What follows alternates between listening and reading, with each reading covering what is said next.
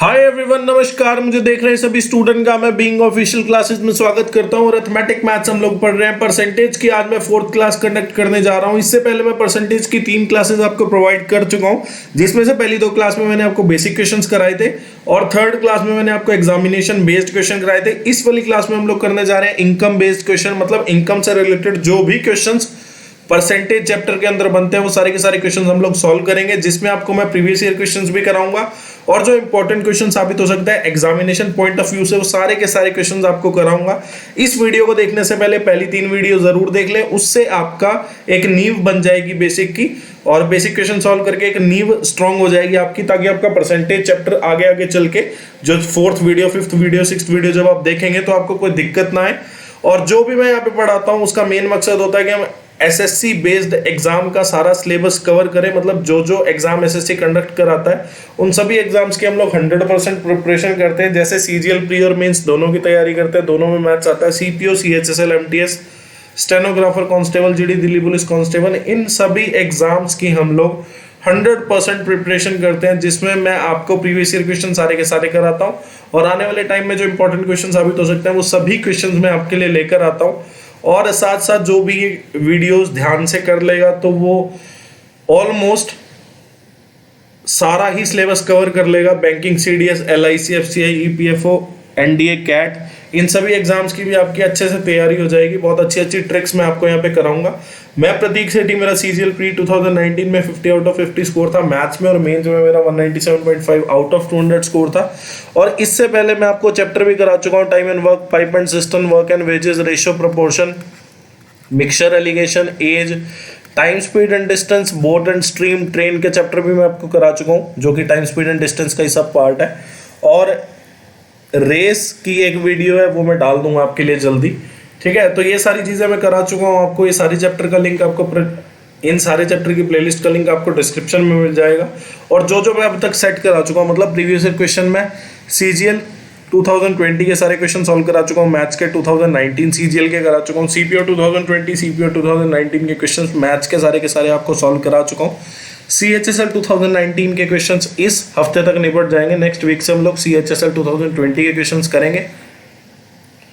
उनकी प्लेलिस्ट का लिंक भी आपको डिस्क्रिप्शन में मिल जाएगा और ये सारे लिंक भी आपको डिस्क्रिप्शन में मिल जाएंगे। टेलीग्राम चैनल आप लोग ज्वाइन कर ले, ताकि जो भी मैं यहाँ पे पढ़ाता हूँ उसके नोट्स का पीडीएफ वहाँ पर डाल देता हूँ। और जो भी हमें कमीशन की तरफ से जो भी इन्फॉर्मेशन मिलती रहती है, चाहे वो वैकेंसी से रिलेटेड हो, रिजल्ट से रिलेटेड हो, या जो भी इन्फॉर्मेशन पोस्टपोन कोई एग्जाम होता है या फिर कोई भी पेपर निकलता है, पेपर आउट होता है, तो उन सारी इन्फॉर्मेशन को हम लोग टेलीग्राम चैनल और फेसबुक पेज पर शेयर करते हैं हर कमीशन की। और यूट्यूब चैनल आप लोग सब्सक्राइब कर दें, ताकि जो भी वीडियो मैं आपके लिए लेकर आऊँ वो आपसे कभी मिस ना हो, जिसमें आपको अरिथमेटिक मैथ्स, एडवांस मैथ्स पूरा मैं कराऊंगा, और साथ साथ प्रीवियस ईयर क्वेश्चंस के सेशंस आपके चलेंगे डेली बेसिस पे। कोई इंक्वायरी हो, ईमेल आईडी या व्हाट्सएप नंबर आपके सामने है, आप लोग पूछ सकते हैं, ठीक है। आज की क्लास का पहला क्वेश्चन में बोला है, a person who spends 66:2/3% of his income is able to save rupees 2532 per month.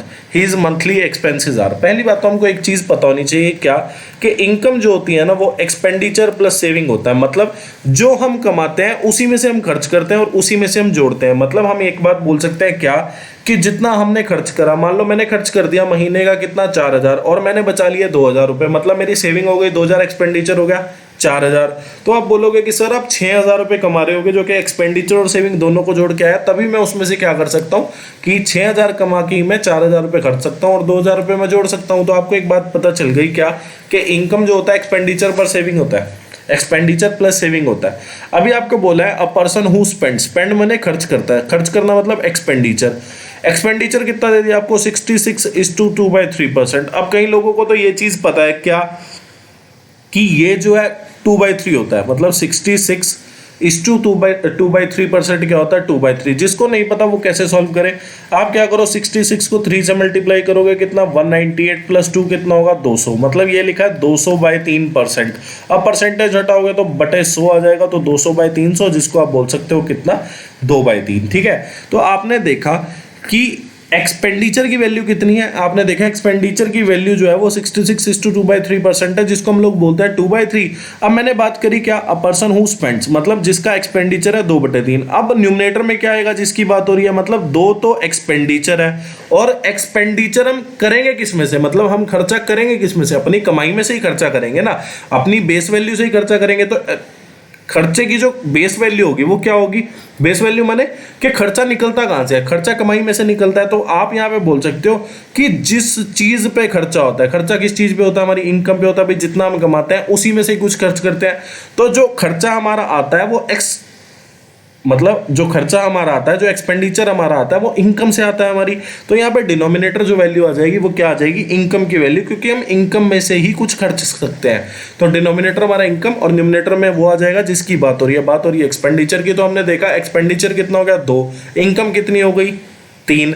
तो आपने देखा कि अगर मैं 3 में से 2 घटा दूं तो मेरी सेविंग की वैल्यू आ जाएगी। सेविंग की वैल्यू कितनी आ जाएगी 1। तो सेविंग की वैल्यू बोल रखी है क्या, कि जो अपनी इनकम का 66:2/3% खर्च देता है वो बचाता है कितना, 2532 रुपए। तो आपने देखा हमने रेशो के हिसाब से कितना बचाया 1, क्वेश्चन में दिया रुपीज में कितना 2532, तो 1 की वैल्यू 2532। आपको बोला मंथली एक्सपेंसेस बताएं, मतलब एक्सपेंसेस की वैल्यू कितनी है, एक्सपेंसेस की रेशो कितनी है 2 की वैल्यू पूछी है। तो 5064 जो होगा आपका आंसर हो जाएगा 5064। ठीक है। और एक बात और बोल सकते थे क्या, कि यहाँ पे आपको दिया है कि एक्सपेंडिचर जो है वो 66:2/3% ऑफ इनकम है। ठीक है, तो आप बोल सकते थे 2/3 ऑफ इनकम, और एक्सपेंडिचर और इनकम का जो रेशो होता है वो कितना आ जाता है। ठीक है, काफ़ी सारे तरीके हैं सॉल्व करने के। क्वेश्चन में बोला the salary of a person was reduce to कितना 14:2/7%। तो आपको पता है पहली बात तो क्या, कि 14:2/7% को हम लोग क्या बोलते हैं 1/7। जिसको नहीं पता वो क्या करे, 14 7 98 और 2 जोड़ के कितना आ गया 100, तो 100/7%, और परसेंट को हटाऊंगा तो 100/700 हो जाएगा। तो 100/700 कितना होता है आपका 1/7। ऐसे भी कर सकते हैं। आपको बोला है कि salary of a person was reduce to कितना 1/7, मतलब 7 उसकी सैलरी थी, जिसमें से रिड्यूस कितना हुआ 1, तो सैलरी कितनी रह गई उसकी 6 रह गई। मतलब पहले इनिशियली उसकी सैलरी 7 थी और रिडक्शन हो गया 1/7 का। तो आप बोल सकते हो क्या, कि उसकी सैलरी जो है वो कितनी रह गई 7 × 6/7, तो उसकी सैलरी कितनी रह गई, अब 6 सैलरी रह गई उसकी। क्वेश्चन में बोला है कि जो उसकी रिड्यूस सैलरी, मतलब जो उसकी सैलरी 6 हमारे पास आई है, कितना उसको रेज किया जाए, मतलब कितना उसको बढ़ाया जाए ताकि उसकी ओरिजिनल सैलरी वापस आ जाए। आपने देखा ओरिजिनल सैलरी माने इनिशियल सैलरी थी कितनी 7, अब कितनी हो गई 6।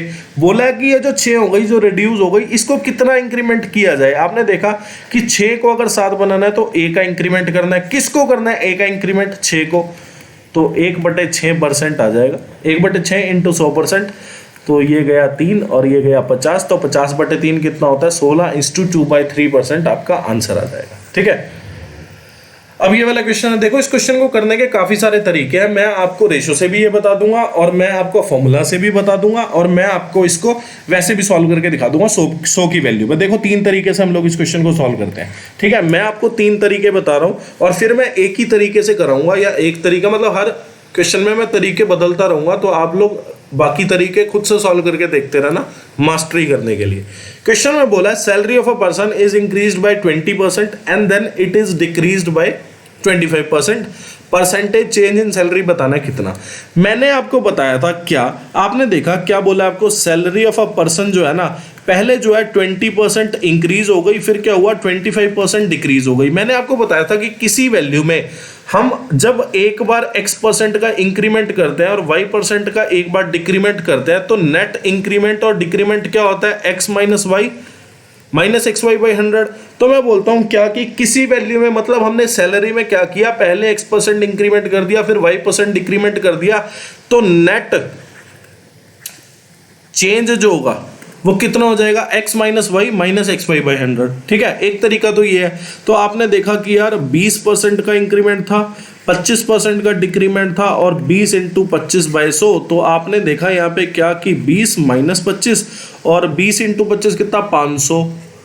ठीक है, और 505। तो आपने देखा कि 20 माइनस 30 कितना हो गया, -10%। -10% का मतलब क्या हुआ कि 10% जो है चेंज आया, और माइनस का मतलब कि डिक्रीमेंट हुआ है, तो 10% डिक्रीज हो गई। एक तरीका तो ये है आपके पास सॉल्व करने का, ठीक है ना। दूसरा तरीका क्या है, दूसरा तरीका ये है कि आप मान लो कि इनिशियल सैलरी जो थी ना उसकी वो 100 थी। आपने मान लिया कि लेट इनिशियल सैलरी जो थी इसकी 100 थी बंदे की। फिर क्या हुआ कि इंक्रीज हो गई सैलरी कितना, 20%। आपने देखा 100% खुद की वैल्यू, 20% इंक्रीमेंट हो गया, तो 100% प्लस 20% कितना होगा, 120% हो जाएगा। फिर अब ये जो इंक्रीज्ड सैलरी है इसमें क्या हुआ, रिडक्शन आ गया या डिक्रीमेंट आ गया, कितना, 25%। अब आपने देखा 100% खुद की वैल्यू, 25% डिक्रीज हो गई, तो वैल्यू कितनी रह गई, 75%। ठीक है, कोई अगर समझने में दिक्कत समझ रहा है इसको, तो भाई मैं ये कहना चाह रहा हूं सिर्फ,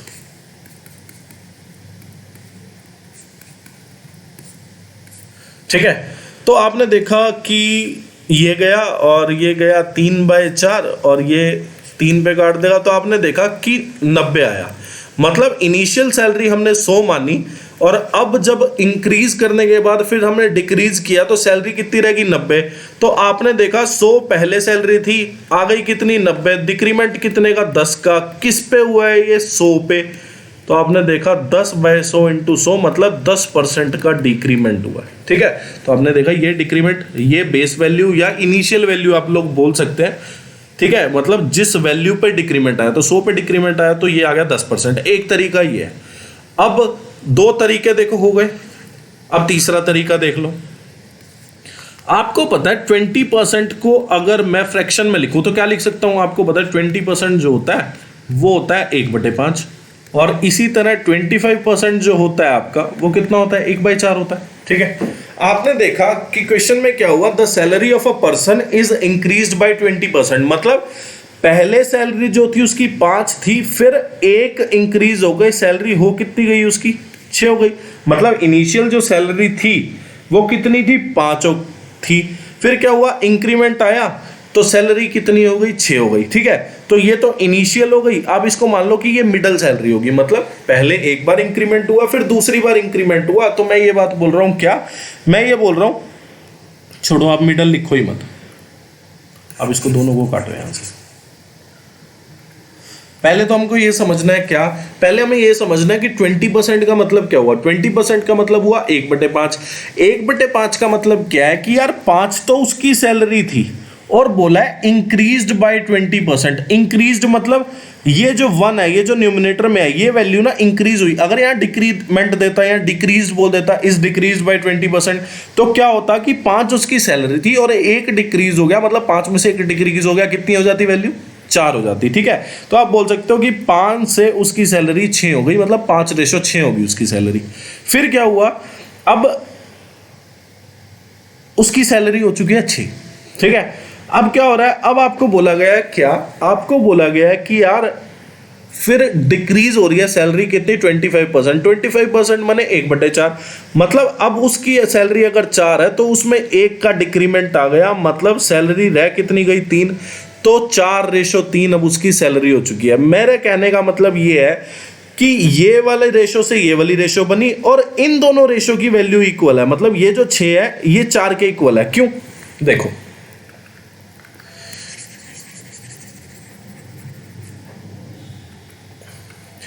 बात सिर्फ इतनी सी है कि पहले सैलरी थी 5, फिर क्या हुआ, 6 हो गई सैलरी। फिर अब जो ये 6 सैलरी है ना, इसमें क्या हो रहा है कि 4 से 3 हो रही है सैलरी। मतलब ये जो 6 और ये 4 वैल्यू जो है ना, ये इक्वल है। तो आपने देखा कि 6 और 4 अगर इक्वल है तो मुझे सबसे पहले इनकी वैल्यू को इक्वल बनाना पड़ेगा। क्यों, क्योंकि यहां से सैलरी यहां गई पहले स्टेप में। फिर क्या हुआ, ये जो 6 वैल्यू है ना, इसमें डिक्रीमेंट हुआ है जाके। मतलब मैंने 4 से 3 जो डिक्रीमेंट किया, ये इस 6 वैल्यू में डिक्रीमेंट किया। मतलब ये जो दोनों चीजें हैं, इसकी वैल्यू आपको सबसे पहले इक्वल बनानी पड़ेगी। तो आप देखो 5/6, 4/6, तो 4/3। तो आपने देखा 6 और 4 को इक्वल बनाने के लिए हम लोग क्या कर सकते हैं, 6 4 का एलसीएम कितना, 12। 12 को बनाने के लिए हमको यहाँ पे 2 से और यहाँ पे 3 से मल्टीप्लाई करना पड़ेगा। तो आपने देखा 10/12 और 9, ठीक है। तो फिर क्या हुआ, इनिशियली सैलरी इतनी थी, जब 20% इंक्रीमेंट हो गया तो सैलरी इतनी हो गई, फिर जब डिक्रीमेंट हुआ 25% तो सैलरी इतनी हो गई। मतलब इनिशियल सैलरी ये है और फाइनल सैलरी, फाइनल मतलब एक बार इंक्रीज हो गया फिर डिक्रीज हो गई, जो सैलरी हुई वो ये हो गई। तो आपने देखा 10 जो है इनिशियल सैलरी, फाइनल सैलरी जो है 9 हो गई। तो आपने देखा डिक्रीमेंट कितने का, 1 का, किस पे, 10 पे। तो आपको यहां से भी पता चल गया क्या कि 10% का डिक्रीमेंट आया। एक तरीका तो ये है। फिर आप इसको क्या कर सकते हो, जब आप देखो ना क्या कि एक वैल्यू में चेंज आया, क्या आपने देखा कि पहले कुछ सैलरी थी बंदे की, सैलरी जो है 5 से 6 हो गई। फिर जो सैलरी आई ना, मतलब जब हमने क्या किया, सैलरी जो मेरी थी इनिशियली वो क्या हुआ कि वो 5 से 6 हो गई। मतलब पहले अगर मेरी सैलरी 5 थी फिर 6 हो गई सैलरी। अब जो वैल्यू आई है उसको डिक्रीज किया 25%। तो आपने देखा 25% डिक्रीज किया, मतलब 4 से 3, 4:3 हो गई वैल्यू। तो अगर आप इन दोनों को डायरेक्टली भी मल्टीप्लाई कर देते, मतलब 5 चौक 20, 6 तिया 18, और फिर आप इसको काटते तो आप देखते 10:9। या आप इसको डायरेक्टली भी काट सकते हो कि 5 × 4, 6 × 3, तो आपने देखा 3 और ये 2। तो यहां से आप 10:9 डायरेक्टली भी बना सकते थे। क्या करते हैं आप लोग, आप देखिए पहले इंक्रीमेंट कितने का, 20% का इंक्रीमेंट मतलब 1/5। तो 5 पे एक इंक्रीमेंट मतलब 5:6 हो गया। फिर आपने देखा 25% का डिक्रीमेंट मतलब 1/4, तो 4 पे 1 का डिक्रीमेंट हो गया, मतलब कितना हो गया, 4/3। तो आप यहाँ पे डायरेक्टली भी मल्टीप्लाई कर सकते थे, तो आपकी जो वैल्यू होती 10:9 जो आती वो इनिशियल और फाइनल का रेशो आ सकता। ठीक है, तो इनिशियल और फाइनल का आपके पास रेशो आ जाता। जैसे ये वाली वैल्यू आपकी आई है ना कि पहले यहां से यहां, और फिर यही वैल्यू जो है इसके इक्वल आएगी, और फिर यहां से यहां। देखो मैं आपको एक और चीज बताता हूं इसी में। ठीक है, आपने देखा क्या, आपने देखा इनिशियली मान लो वैल्यू कितनी है, इनिशियली जो वैल्यू है आपने मान लिया कितनी है, 100। ठीक है, लेट कर ली, जो सैलरी थी वो 100 थी। अब क्या हुआ, 20% का इंक्रीमेंट हुआ। आपने देखा 100 इनिशियल वैल्यू, 20% का इंक्रीमेंट, तो वैल्यू कितनी हो गई, 120 हो गई। फिर क्या हुआ, 25% का डिक्रीमेंट हुआ। मैं आपको यही बात बोलना चाह रहा हूं क्या कि जब ये 5 से 6 हुई, मतलब 100 से 120 हुई। अब ये जो 4 से 3 हो रही है ना, ये 120 से जाके, जब 120 से आपने देखा 75/100, तो ये 3/4, यहाँ पे 90 आएगा। तो ये जो 4:3 हुई है ना, तो आप कह सकते हैं कि 120 से जो 90 होगी ये 4:3 होगी। तो आपको 6 और 4 की वैल्यू इक्वल बनानी पड़ेगी, क्योंकि ये दोनों वैल्यू वैसे भी इक्वल है। मतलब पहले मैं यहां से यहां पहुंचा, फिर यहां से मैं अगले वाले पहुंचा, मतलब मैं 4 से 3 पे पहुंचा, मैंने रेशो चेंज किया। ठीक है, उम्मीद करता हूं आप लोग समझ पाए होंगे। ठीक है, तो मेरा कहने का मतलब यही है, मेरा कहने का मतलब ये है कि सार इस सब का एक है। सार क्या है कि अगर आप किसी वैल्यू को, देखो ध्यान से सुन लेना मेरी लास्ट बार बात, मेरा सार ये है कहने का कि अगर मैं पहले क्या हुआ, मैं पहले एक वैल्यू थी, फर्स्ट वैल्यू थी, मैं क्या हुआ कुछ परसेंट इंक्रीमेंट करके मैं सेकंड वैल्यू पे पहुंच गया, तो मेरा कोई रेशो आया, A/B। फिर क्या हुआ, अब जो सेकंड वैल्यू बन गई ना, इस सेकंड वैल्यू से मैं थर्ड वैल्यू पे पहुंच गया कुछ इंक्रीमेंट या कुछ डिक्रीमेंट करके, तो मैंने बोला मेरा रेशो आ गया P/Q। मतलब y% की वैल्यू मैंने क्या लिखी, P/Q। तो मैं ये कहना चाह रहा हूं कि जब फर्स्ट से सेकंड बने, ठीक है, मतलब फर्स्ट में मैंने X% इंक्रीमेंट किया तो मेरी सेकंड वैल्यू आ गई, और सेकंड में मैंने जो कि इंक्रीमेंट करके वैल्यू बनी है, उसमें जब मैंने डिक्रीमेंट कर दिया या मैंने इंक्रीमेंट करके जो थर्ड वैल्यू मेरी बनी, तो मैं इन दोनों रेशो का डायरेक्ट मल्टीप्लाई कर सकता हूं। यानी कि अगर मैं 100 में पहले 10% ऐड कर दूं, फिर क्या करूं, जो वैल्यू आए उसमें 20% ऐड कर दूं, फिर क्या करूं, जो वैल्यू आए उसमें 30% ऐड कर दूं, फिर क्या करूं, जो वैल्यू आए उसमें 4% ऐड कर दूं, 40% सॉरी। तो हम ये बात बोल सकते हैं कि 10% इंक्रीमेंट बने 1/10, मतलब 10 से वैल्यू 11, 20% बने 1/5, 5 से वैल्यू 6, 30% बने 3/10, 10 से वैल्यू 13, और 40% 2/5, तो 5 से वैल्यू 7। तो अगर एक वैल्यू में इंक्रीमेंट हो गए, दूसरी में इंक्रीमेंट हो गए, तीसरी में चौथी में पांचवी में छठी में सातवीं में आठवीं, इतना इंक्रीमेंट हो गया है, तो हम इस रेशो को डायरेक्टली मल्टीप्लाई कर देना, तो मतलब 10 × 5 × 10 × 5, 11 × 6 × 13 × 7, तो ये जो रेशो आएगी ये इनिशियल और फाइनल की रेशो आएगी। मतलब जो मैंने ये इनिशियल वैल्यू मानी और ये जो फाइनल वैल्यू बन गई, इन दोनों का रेशो आएगी। ठीक है, नेक्स्ट क्वेश्चन।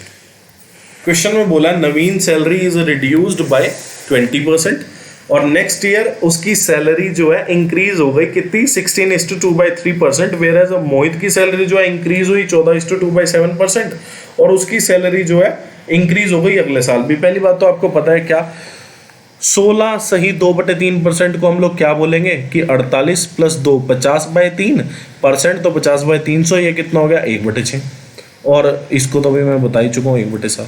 ठीक है, तो आपने देखा कि नवीन की सैलरी जो है पहले 20% रिड्यूस हुई, तो 20% रिड्यूस माने 20% की वैल्यू कितनी 1/5, मतलब नवीन की सैलरी जो है पहले तो 5 थी, फिर 1 का रिडक्शन हुआ तो सैलरी रह कितनी गई 4। ठीक है, फिर उसके बाद नए अगले साल उसकी सैलरी 1/6 बढ़ गई, मतलब 6 सैलरी थी बढ़ के कितनी हो गई 7। तो आपने देखा ये गया 3 पे, ये गया 2 पे, तो उसकी सैलरी में जो चेंज आया वो कितना आया 15:14, मतलब इनिशियल सैलरी उसकी 15 थी, फाइनल सैलरी उसकी कितनी हो गई 14। फिर बोला गया आपको मोहित की सैलरी का क्या हुआ कि पहले तो इंक्रीज हुई 1/7, मतलब 7 उसकी सैलरी थी, इंक्रीज हो गया कितनी हो गई 8 हो गई। फिर 10% इंक्रीमेंट आया, 10% मतलब 1/10, मतलब 10 सैलरी थी, 1 इंक्रीमेंट आया मतलब 11 हो गई उसकी सैलरी।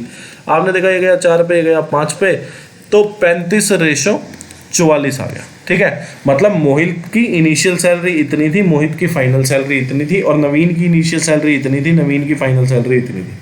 क्वेश्चन में बोला है if they start working at equal salary, मतलब दोनों की इनिशियल सैलरी जो है सेम है, find the ratio of their new salaries पूछा है आपसे। आपने देखा कि यार इनिशियल सैलरी मतलब मेरी इनिशियल नवीन की जो आई वो 15 आई, मोहित की आई 35, और क्वेश्चन में बोल रहा है कि उनकी जो इनिशियल सैलरी थी या जिस सैलरी पे उन्होंने काम शुरू किया करना इनिशियली वो इक्वल है, तो हमको क्या करना पड़ेगा। आपने देखा कि मेरी वैल्यू दोनों की अलग अलग आ रही है, अगर मुझे इनकी वैल्यू इक्वल बनाना है तो मैं क्या करूं, मैंने देखा 35 और 15 का एलसीएम कितना आ जाएगा 105, 105 बनाने के लिए यहाँ पे 7 से मल्टीप्लाई, यहाँ पे 3 से, तो आपने देखा कि 105:98 आ गया, और यहाँ पे आपने देखा 105:132। अब आप देख रहे हो मोहित और नवीन की इनिशियल सैलरी इक्वल है, तो आप फाइनल सैलरी का रेशियो बता दो। आपको बोला रेशियो ऑफ देयर सैलरीज, तो पहले आपको पता ये चीज करनी है क्या कि रेशो कैसे होगा, मतलब नवीन रेशो मोहित होगा कि मोहित रेशो नवीन होगा। आपने देखा पहले नवीन की बात हो रही है, तो मतलब नवीन रेशो मोहित होगा, और नवीन की फाइनल सैलरी इतनी, मोहित की फाइनल सैलरी इतनी, इसका रेशो पूछा था। ठीक है, एक तरीका तो ये है। उसके बाद आप लोग क्या कर सकते हैं, एक तरीका और हो सकता है क्या कि आप लेट कर ले कि मोहित की और नवीन की इनिशियल सैलरी जो थी वो आप क्या करें, इन डिनोमिनेटर का एलसीएम लेके लेट कर लें, मतलब 5, 6, 10 और 7 इनका एलसीएम जो है ना 420 आ जाएगा। तो आप इनकी सैलरी 420 लेट करके भी आप निकाल सकते थे। क्यों लेट की 420, क्योंकि जो ये डिनोमिनेटर में आया ना, अगर मैं इन डिनोमिनेटर का एलसीएम लेके ना करता तो आपकी जो सैलरी हो जाती ना वो फ्रैक्शन में आ जाती, फिर फ्रैक्शन को सॉल्व करना हो जाता मुश्किल।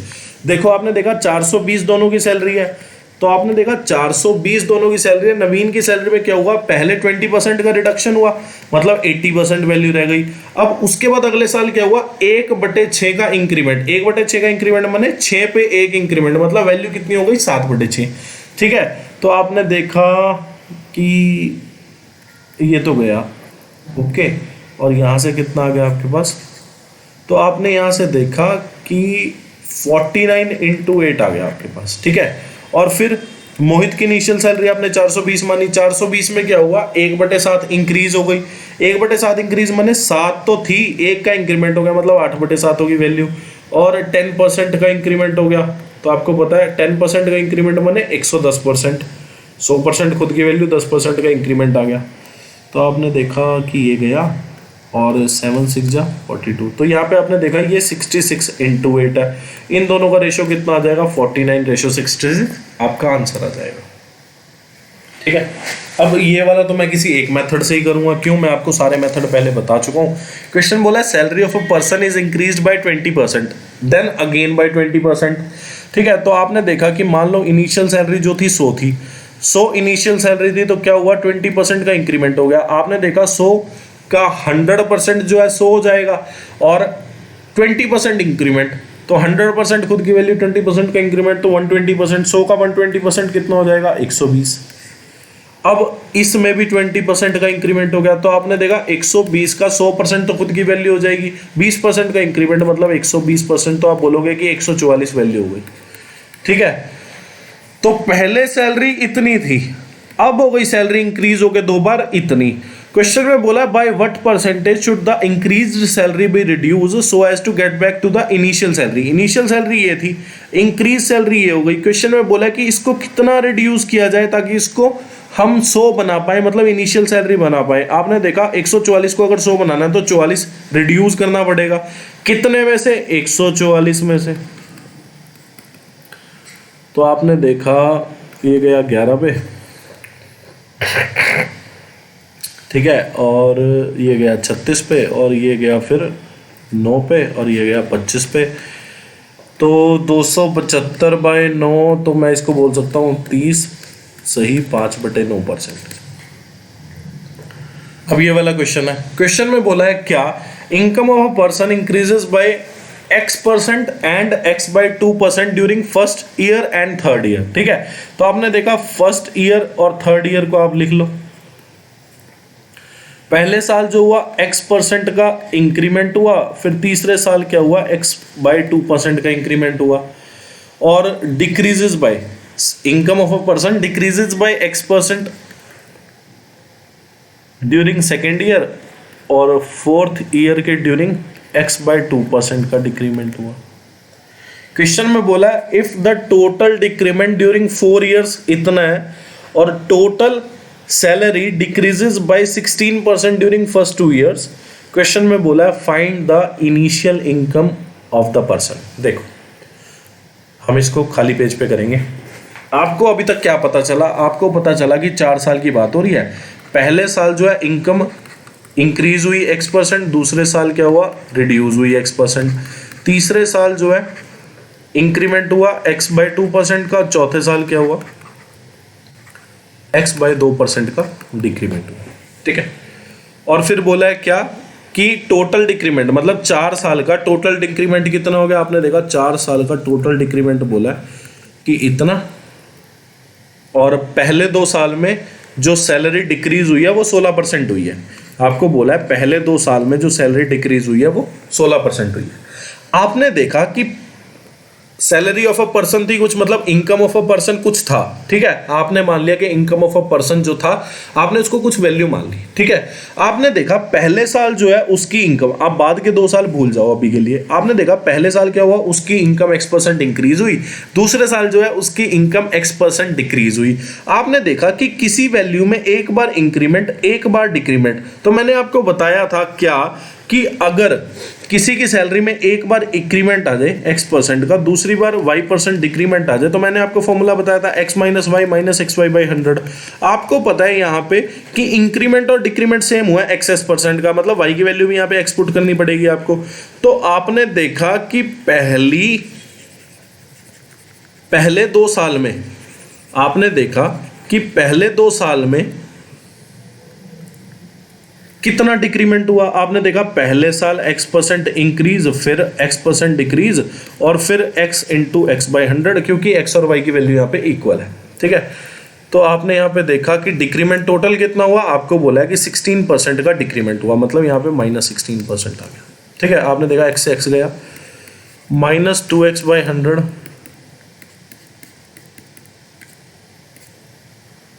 2x नहीं सॉरी x² 100। ठीक है, तो आपने देखा x की वैल्यू यहाँ पे कितनी आ रही है, आपने देखा 16% है, तो 16 का √4 और 100 का √10, तो आपने देखा x की वैल्यू जो है वो आपकी कितनी आ गई 40। मतलब पहले साल जो है 40% का इंक्रीमेंट हुआ था, दूसरे साल 40% का डिक्रीमेंट हुआ था, तीसरे साल 40/2 20% का इंक्रीमेंट हुआ था, चौथे साल 40/2 20% का डिक्रीमेंट हुआ था। इतनी बात हुई है अभी तक।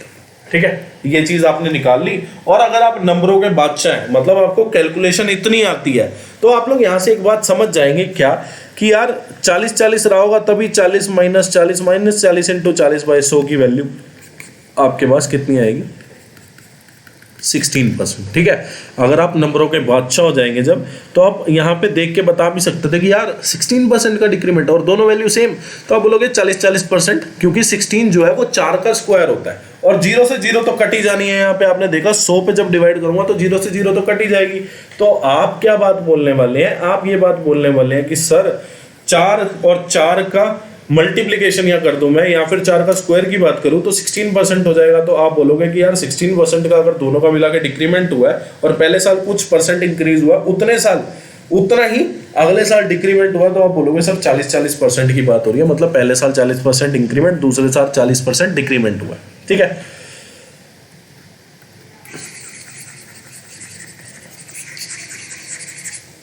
ठीक है। फिर अब तक आपके पास x की वैल्यू आ चुकी है कि x की वैल्यू जो है वो 40% है, मतलब अब पहले साल 40% इंक्रीमेंट, दूसरे साल 40% डिक्रीमेंट, तीसरे साल 20% इंक्रीमेंट, चौथे साल 20% डिक्रीमेंट। अब आप एक चीज देख लो कि 4 साल में परसेंटेज में टोटल इंक्रीमेंट या डिक्रीमेंट जो भी आया वो कितना आया। आपने देखा पहले दोनों साल में जो डिक्रीमेंट आया वो कितना आया, -16%। लास्ट के दोनों साल में अगर आप देखो, आप सीधा भी देख सकते हो कि 20 - 20, 20 × 20/100, तो आप बोलोगे क्या कि -4%। मतलब लास्ट के 2 साल को मिला के आप देखोगे तो आप देखोगे क्या कि 4% का डिक्रीमेंट आया। फिर आप -16 और -4 को सॉल्व कर लो तो आपने देखा पहले साल भी डिक्रीमेंट कितने का, 16% का, दूसरे लास्ट मतलब पहले 2 साल में भी डिक्रीमेंट हुआ 16% का, लास्ट के 2 साल में भी डिक्रीमेंट हुआ 4% का। तो मैंने आपको बताया था कि अगर किसी एक वैल्यू में पहला इंक्रीमेंट जो वो x% हो, नहीं, मैंने आपको बताया था कि किसी भी वैल्यू में अगर आप एक बार x% डिक्रीमेंट करो, दूसरी बार y% डिक्रीमेंट करो, तो आप बोलोगे -x - y -xy/100 +xy/100, sorry. ठीक है, तो आपने देखा कि 16 × 4/100, तो आपने देखा -20, ठीक है, और 16 × 4 कितना, 64, तो ये कितना गया 0.64। तो आप बोल सकते हो क्या कि -19.36% का जो हुआ है वो क्या हुआ है अभी तक, डिक्रीमेंट। ये जो मैं माइनस साइन लगाता चल रहा हूँ ना, ये माइनस का मतलब और ये डाउनवर्ड का मतलब एक ही है कि डिक्रीमेंट की बात हो रही है। ठीक है, तो आपने देखा कि टोटल 4 साल में जो परसेंटेज में डिक्रीमेंट आया वो कितने का आया, 19.36% का डिक्रीमेंट आया। और रुपीज में कितना डिक्रीमेंट है, 13,552 रुपीज। तो 1% की वैल्यू कितनी आ जाएगी, आपने देखा 1% की वैल्यू आएगी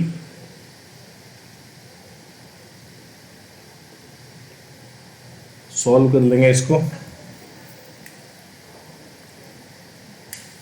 1% की जो वैल्यू आएगी आपके पास वो आ जाएगी 700। Let me check once again. ठीक है, तो आपने देखा 1% की वैल्यू जो है वो आपके पास 700 आ जाएगी। और सैलरी निकालनी है, इनिशियल इनकम निकालनी है, तो इनिशियल इनकम माने जिस पे बात हो रही है, तो 100% निकाल लो। 100% की वैल्यू कितनी हो जाएगी, 70,000 रुपये। ठीक है, तो ऐसे ये चीज़ सॉल्व हो जाएगी बड़े आराम से। ठीक है, और 100% की वैल्यू जो है हमारी इनिशियल इनकम बता देगा, क्योंकि इसी इनिशियल इनकम पे टोटल 4 साल में इतना डिक्रीमेंट हुआ। तो डिक्रीमेंट की वैल्यू अगर ये आ जाएगी तो 100% की वैल्यू निकालेंगे तो हमारी इनिशियल इनकम की वैल्यू आ जाएगी। एक तरीका तो ये है।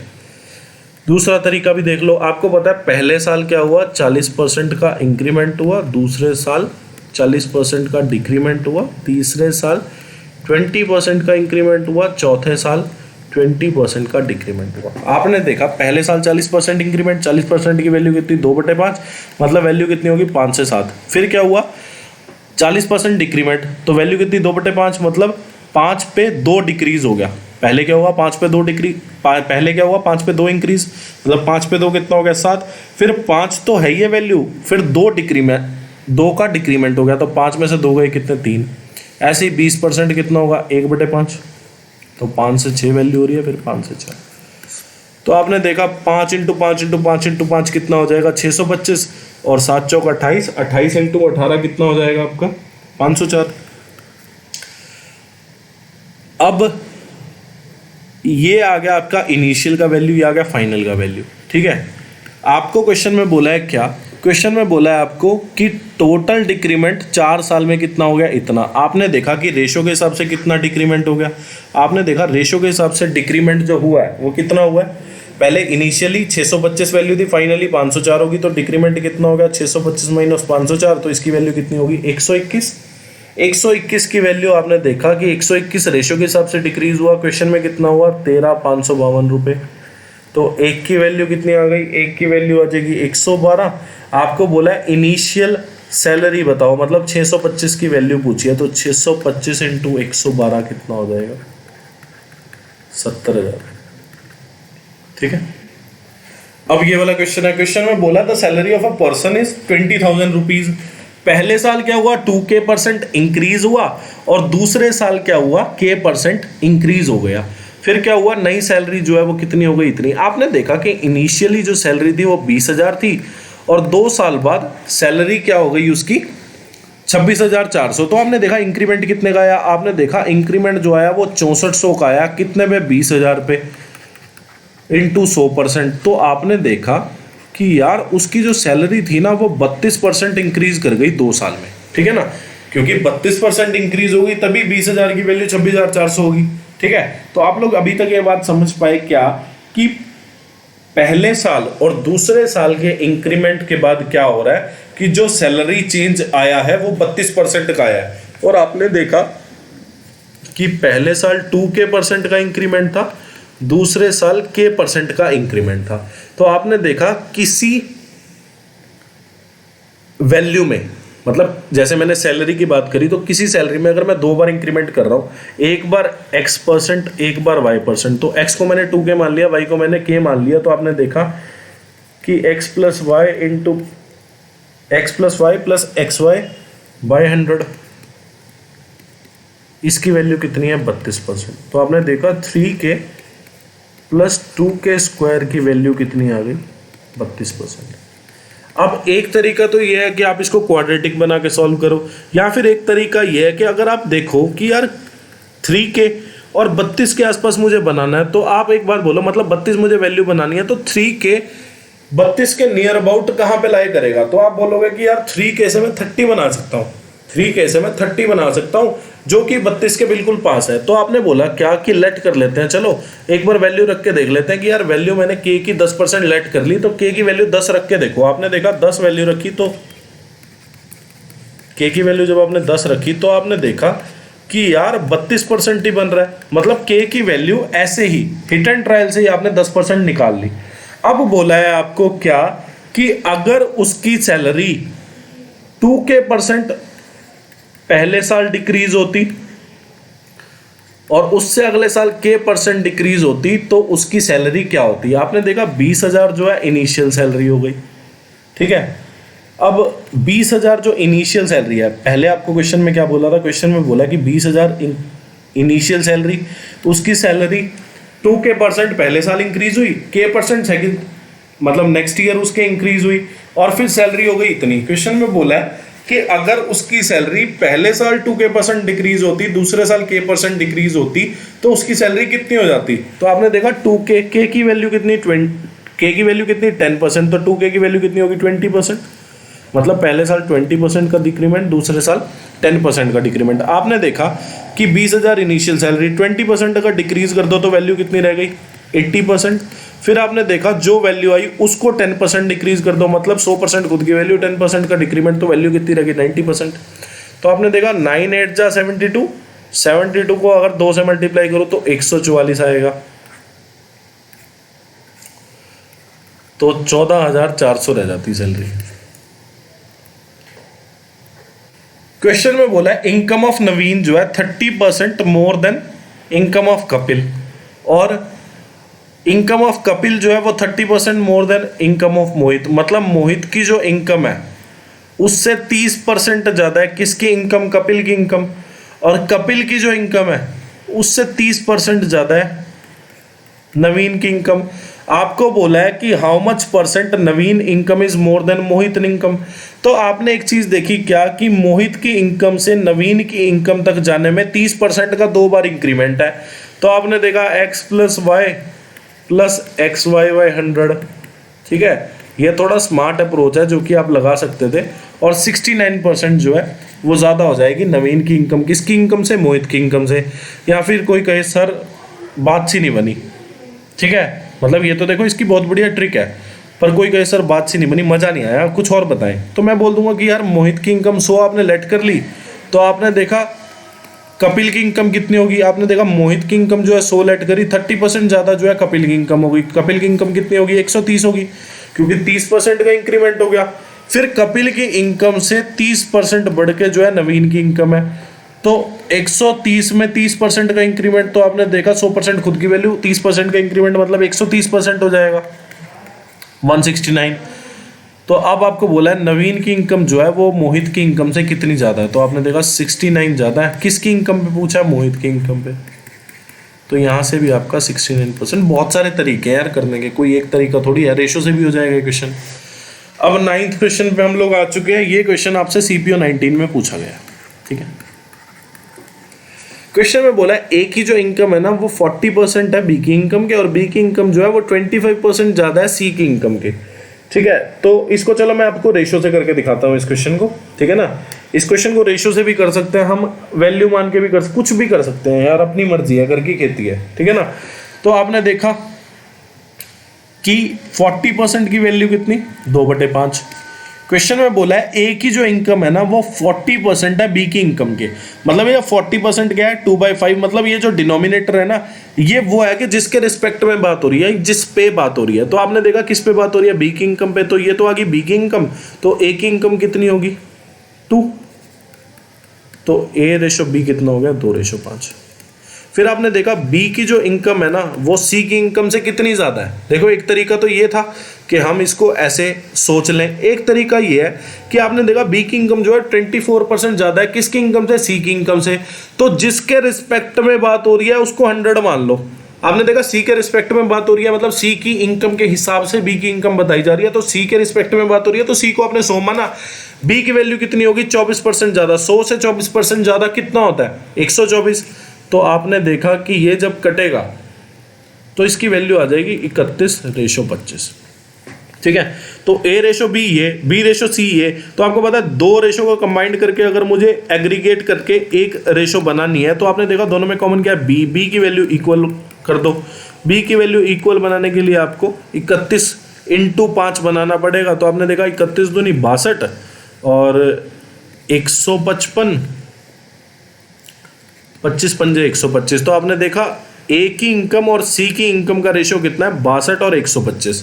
क्वेश्चन में बोला है क्या, क्वेश्चन में बोला है then by what percentage is C's income more than A's income, मतलब सी की इनकम ए की इनकम से कितनी ज्यादा है। आपने देखा सी की इनकम ए की इनकम से कितनी ज्यादा है, 63, ठीक है। सी की इनकम 125, ए की इनकम 62, तो दोनों का डिफरेंस कितना आ गया, 63। पूछा किस पे है, ए की इनकम पे पूछा है, ठीक है। तो आपने देखा 101.6% आपका आंसर आ जाएगा। देखो रेशो से भी हो जाएगा, 100 मान लेते किसी की वैल्यू तब भी हो जाता। क्वेश्चन में बोला है कि 14:2/7% ऑफ नवीन इनकम, तो आपको पता है 14:2/7% की वैल्यू होती है 1/7, 16 सही, 2/3 की वैल्यू होती है 1/6। तो आपने देखा 1/7 जो नवीन की इनकम है वो इक्वल है 1/6 रवीश की इनकम के। तो नवीन और रवीश की इनकम, हमने मान लिया नवीन की इनकम एन, रवीश की इनकम आर, तो नवीन और रवीश की इनकम का रेशो कितना आ गया, 7/6। फिर बोला 20% of Ravish income is equal to 30% of Kapil income. तो आपने देखा कि ये कितना आ गया, 2 और 3, तो रवीश और कपिल की इनकम का रेशो कितना आ गया, 3/2, ठीक है। तो आपने देखा रवीश दोनों रेशो में कॉमन है, अगर रेशो को एग्रीगेट करना है तो रवीश की वैल्यू को इक्वल बनाना पड़ेगा। इक्वल बनाने के लिए नीचे वाली रेशो को 2 से मल्टीप्लाई कर दो, तो आपने देखा 7/6/4। तो नवीन और रवीश और कपिल की इनकम का रेशो कितना आ गया, 7/6/4। क्वेश्चन बोला फाइंड द रेशो ऑफ, यही पूछा था, आसान क्वेश्चन है। क्वेश्चन बोला income of Amla is 20% more than that of Bimla and 20% less than that of Kamla. Kamla की जो इनकम है वो जो है 4% डाउन हो गई और बिमला की इनकम जो है 10% इंक्रीज हो गई। Then the percentage by which Kamala's income would exceed Bimla's income is nearest to, ये पूछा है। देखो पहली बात तो आपने क्या करना है, आपने अमला लिखना है, बिमला लिखना है और कमला लिखना है, ठीक है। आपने देखा कि अब रेशो से पिछला क्वेश्चन करा था, अब ये वाला क्वेश्चन हम लोग वैल्यू मान के करते हैं। आपने देखा कि इनकम ऑफ अमला जो है वो 20% ज्यादा है किससे, बिमला से। तो आपने देखा कि यार बिमला की इनकम अगर मैं 100 मान लूं तो अमला की इनकम कितनी हो जाएगी 120, क्योंकि ये इससे 20% ज्यादा है, ठीक है। और जो अमला की इनकम है वो कमला की इनकम से 20% कम है। तो आपने देखा 20% कम माने 80% वैल्यू, ठीक है। तो आपने देखा अमला की जो इनकम थी वो 120 थी, कमला की कितनी 80, कमला की कितनी वो निकाल लेंगे हम। तो आपने देखा 2 यहाँ पे 3 और 2 जो है इसको कितने पे काट देगा 60 पे, हाँ नहीं 2/3 नहीं आएगा, 4/5 सॉरी।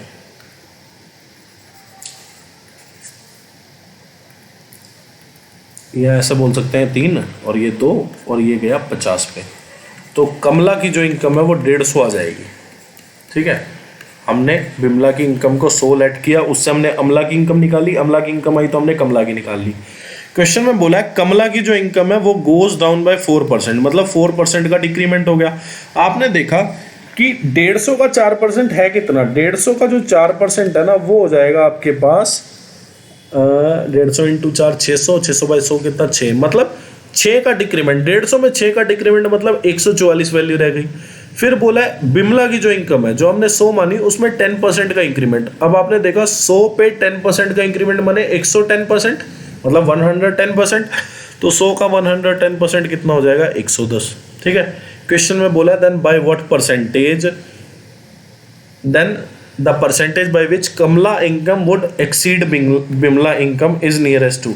तो कमला की इनकम बिमला की इनकम से कितनी ज़्यादा है, आपने देखा कितनी ज़्यादा है, आपने देखा 34 ज़्यादा है। किसकी इनकम से, बिमला की इनकम से,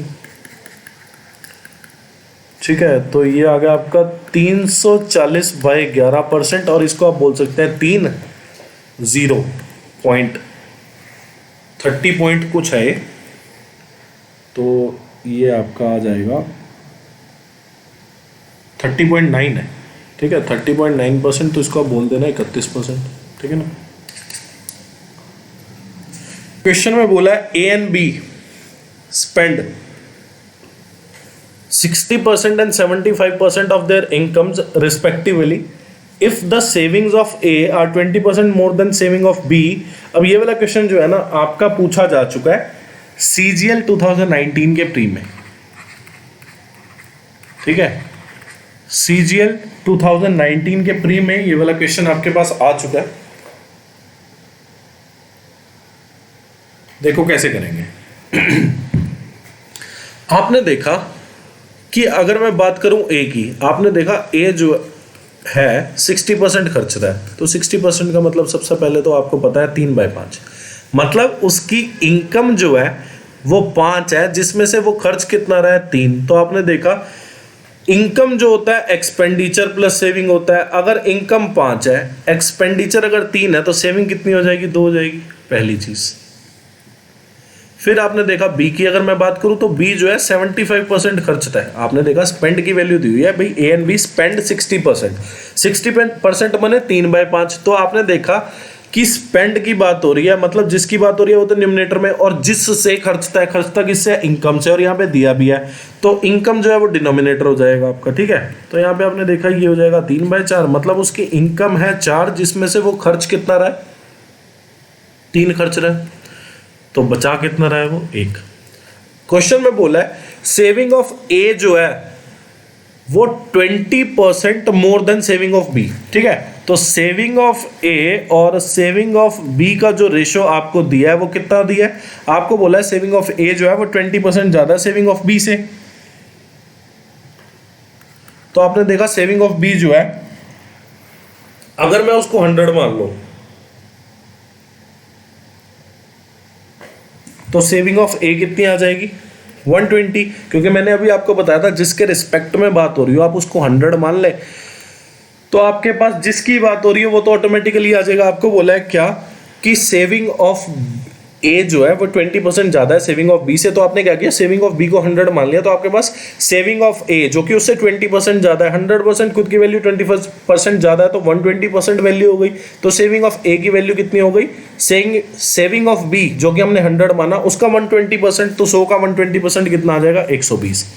देखो ये मैं एक एक चीज इसीलिए आपको बता रहा हूं ताकि आपके कॉन्सेप्ट अच्छे से बिल्डअप हो जाए, ठीक है। तो आपने देखा सेविंग ऑफ ए जो है और सेविंग ऑफ बी का जो अनुपात है वो 6:5 है। तो मतलब अगर सेविंग ऑफ बी 5 हो रही है तो आपको सेविंग ऑफ ए को 6 बनाना पड़ेगा। मतलब हम अभी तक बोल रहे थे क्या, सेविंग ऑफ ए जो है वो 2 है, सेविंग ऑफ बी जो है 1 है, पर ये चीज गलत है। क्वेश्चन में बोला है क्या, सेविंग ऑफ ए जो है वो 20% ज्यादा है सेविंग ऑफ बी से, मतलब सेविंग ऑफ ए और सेविंग ऑफ बी का रेशो कितना गया, 6:5। तो हम यहाँ पे एक बात बोल सकते हैं क्या, कि हमें तो सबसे पहले सेविंग ऑफ ए जो है वो 6 बनाना पड़ेगा और सेविंग ऑफ बी को कितना बनाना पड़ेगा, 5। अगर मैंने यहाँ पे 5 से मल्टीप्लाई किया तो मुझे यहाँ पे भी 5 से करना पड़ेगा और यहाँ पे भी 5 से करना पड़ेगा, और यहाँ पे अगर मैंने 3 से मल्टीप्लाई किया तो मुझे यहाँ पे भी 3 से मल्टीप्लाई करना पड़ेगा, यहाँ पे भी 3 से मल्टीप्लाई करना पड़ेगा। क्वेश्चन बोला then by what percent income of A less than income of B. आपने देखा इनकम ऑफ ए जो है वो अब कितनी आ गई, आपने देखा इनकम ऑफ ए जो है वो 15 आ गई, इनकम ऑफ बी जो है वो कितनी आ गई, 20 आ गई। आपको बोला है क्या कि इनकम ऑफ ए कितनी कम है, आपने देखा income of A income of B से कितनी कम है, 5। पूछा किस पे, इनकम ऑफ बी पे। 25% आपका करेक्ट आंसर होगा। क्वेश्चन में बोला है इनकम ऑफ ए इज 60%। अब ये वाला क्वेश्चन भी आपका CGL 19 में आया था भाई, ध्यान देंगे, ठीक है। क्वेश्चन में बोला income of A is 60% less than that of B and the expenditure of A is equal to 60% of B's expenditure। A की इनकम जो है वो इतना है, तो आपको बताना है। देखो आपने देखा पहले तो आप A लिख लें, यहाँ पे आप B लिख लें, यहाँ पे इनकम लिख लें, यहाँ पे एक्सपेंडिचर लिख लें, ठीक है। आपने देखा कि एक्सपेंडिचर ऑफ ए जो है वो 60% है एक्सपेंडिचर ऑफ बी के, तो आपने यहाँ पे देखा कि यार अगर मैंने लेट कर लिया कि एक्सपेंडिचर ऑफ बी जो है वो 100 है, तो एक्सपेंडिचर ऑफ ए कितना हो जाएगा, 60 हो जाएगा, पहली चीज। दूसरी चीज आपको बोला है कि ए की जो इनकम है वो 70% ऑफ बीज एक्सपेंडिचर, तो बी का एक्सपेंडिचर जो है वो कितना है, 100, तो ए की इनकम कितनी हो जाएगी, 70% ऑफ 100। तो आपने देखा 70% ऑफ 100 कितना होगा, 70, ठीक है। तो यहां से आपके पास ए की इनकम आ गई जो कि बी के एक्सपेंडिचर के 70% के इक्वल है, ठीक है ना। उसके बाद आपने देखा क्वेश्चन में आपको बोला है कि इनकम ऑफ ए जो है वो इनकम ऑफ बी से 60% कम है। आपने देखा 60% अगर कम है तो वैल्यू कितनी रह गई, 40% रह गई, ठीक है। अगर 60% कम है मतलब इनकम ऑफ ए जो है 60% कम है इनकम ऑफ बी से, तो आप बोल सकते हो क्या कि इनकम ऑफ बी से 60% कम माने 100% खुद की वैल्यू 60% कम हो गया, तो वैल्यू कितनी रहेगी, 40% रहेगी। आपको यहाँ पे आ चुका है अभी तक कि इनकम ऑफ ए जो है 70 है, तो अब यहाँ से आप सॉल्व करोगे तो आप देखोगे ये गया 2 पे, ये गया 5 पे, और 2 इसको 35 पे काटेगा, तो इनकम ऑफ बी आपके पास आ चुके हैं 35 पंजे कितना हो गया, 175, ठीक है। अब बोला है सेविंग का रेशो बताएं। आपको पता है कि सेविंग जो होती है वो क्या होती है, इनकम माइनस एक्सपेंडिचर। ए का इनकम है 70, एक्सपेंडिचर है 60, तो सेविंग कितनी होगी, 70 माइनस 60 कितना, 10।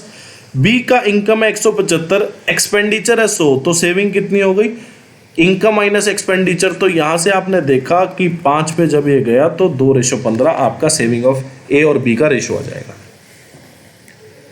ठीक है। अब ये वाला क्वेश्चन है, मेरे हिसाब से ये वाला क्वेश्चन आपको खुद ट्राई करना चाहिए, बाकी मैं भी करा दूंगा, इसमें कोई दिक्कत वाली बात नहीं है वैसे तो। चलो मैं ही करा देता हूँ यार, क्यों आप इतने बचड़े में पड़ोगे। देखो क्वेश्चन बोला ए की इनकम जो है वो 57:1/7% ऑफ बीज इनकम, तो आपने देखा 57:1/7% की वैल्यू कितनी हो गई, आपने देखा कि ये हो गया 57 × 7 कितना होगा, 399 + 1, तो ये हो गया 4/7। मतलब ए और बी की जो इनकम का रेशो है वो आपके पास कितना आ गया, आपको बोला है कि ए की इनकम जो है वो 4/7 है बी की इनकम के, मतलब अगर बी की इनकम 7 है तो ए की इनकम कितनी हो जाएगी, आपके पास 4 हो जाएगी, पहली चीज।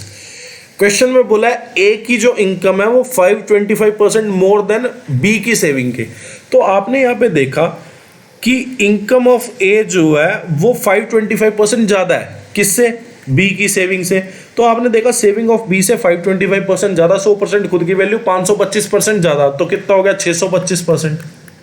625% को कैसे लिख सकते हैं, 625/100। इनकम ऑफ ए की वैल्यू कितनी है आपने देखा, इनकम ऑफ ए की वैल्यू आपने अभी रेशो में कितनी रखी, 4। तो आपने देखा पहली बात तो ये 25/4, तो यहाँ पे सेविंग ऑफ बी आपके पास कितना आ गया 16/25। तो यहाँ पे आप सेविंग लिख लो, बी की सेविंग कितनी आ गई 16/25।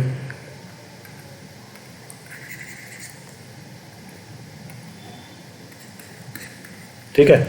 उसके बाद आपको बोला है कि ए की जो सेविंग है वो बी के एक्सपेंडिचर के, पहली बात तो आपको बी का एक्सपेंडिचर निकालना पड़ेगा। कैसे निकालोगे, आपको पता है एक्सपेंडिचर ऑफ बी जो होता है वो इनकम में से सेविंग को माइनस कर दूंगा बी की, तो मेरे पास एक्सपेंडिचर आ जाएगा। इनकम कितनी 7, सेविंग कितनी 16/25। तो आपने देखा 175 में से 16 अगर मैं निकाल दूं तो मेरे पास वैल्यू कितनी आएगी, 175 में से अगर मैं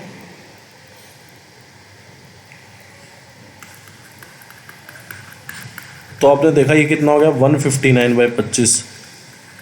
तो यहाँ पे एक्सपेंडिचर लिख लो, एक्सपेंडिचर ऑफ बी कितना आ गया 159/25। अब आपको क्या बोला है, आपको बोला है कि जो ए की सेविंग है ना, सेविंग ऑफ ए जो है वो बी के एक्सपेंडिचर के 16 मतलब पहली बात तो आप देख सकते हो यहाँ पे कि 16.66 है, तो 0.66 को आप 2/3% लिख सकते हो, और 16 से ही 2/3% को आप 1/6 लिख सकते हो। तो सेविंग ऑफ ए जो आ गई आपके पास कितनी आ गई 1/6, तो ये 3 पे चला जाएगा 53। तो सेविंग ऑफ ए जो हो गई आपके पास कितनी होगी,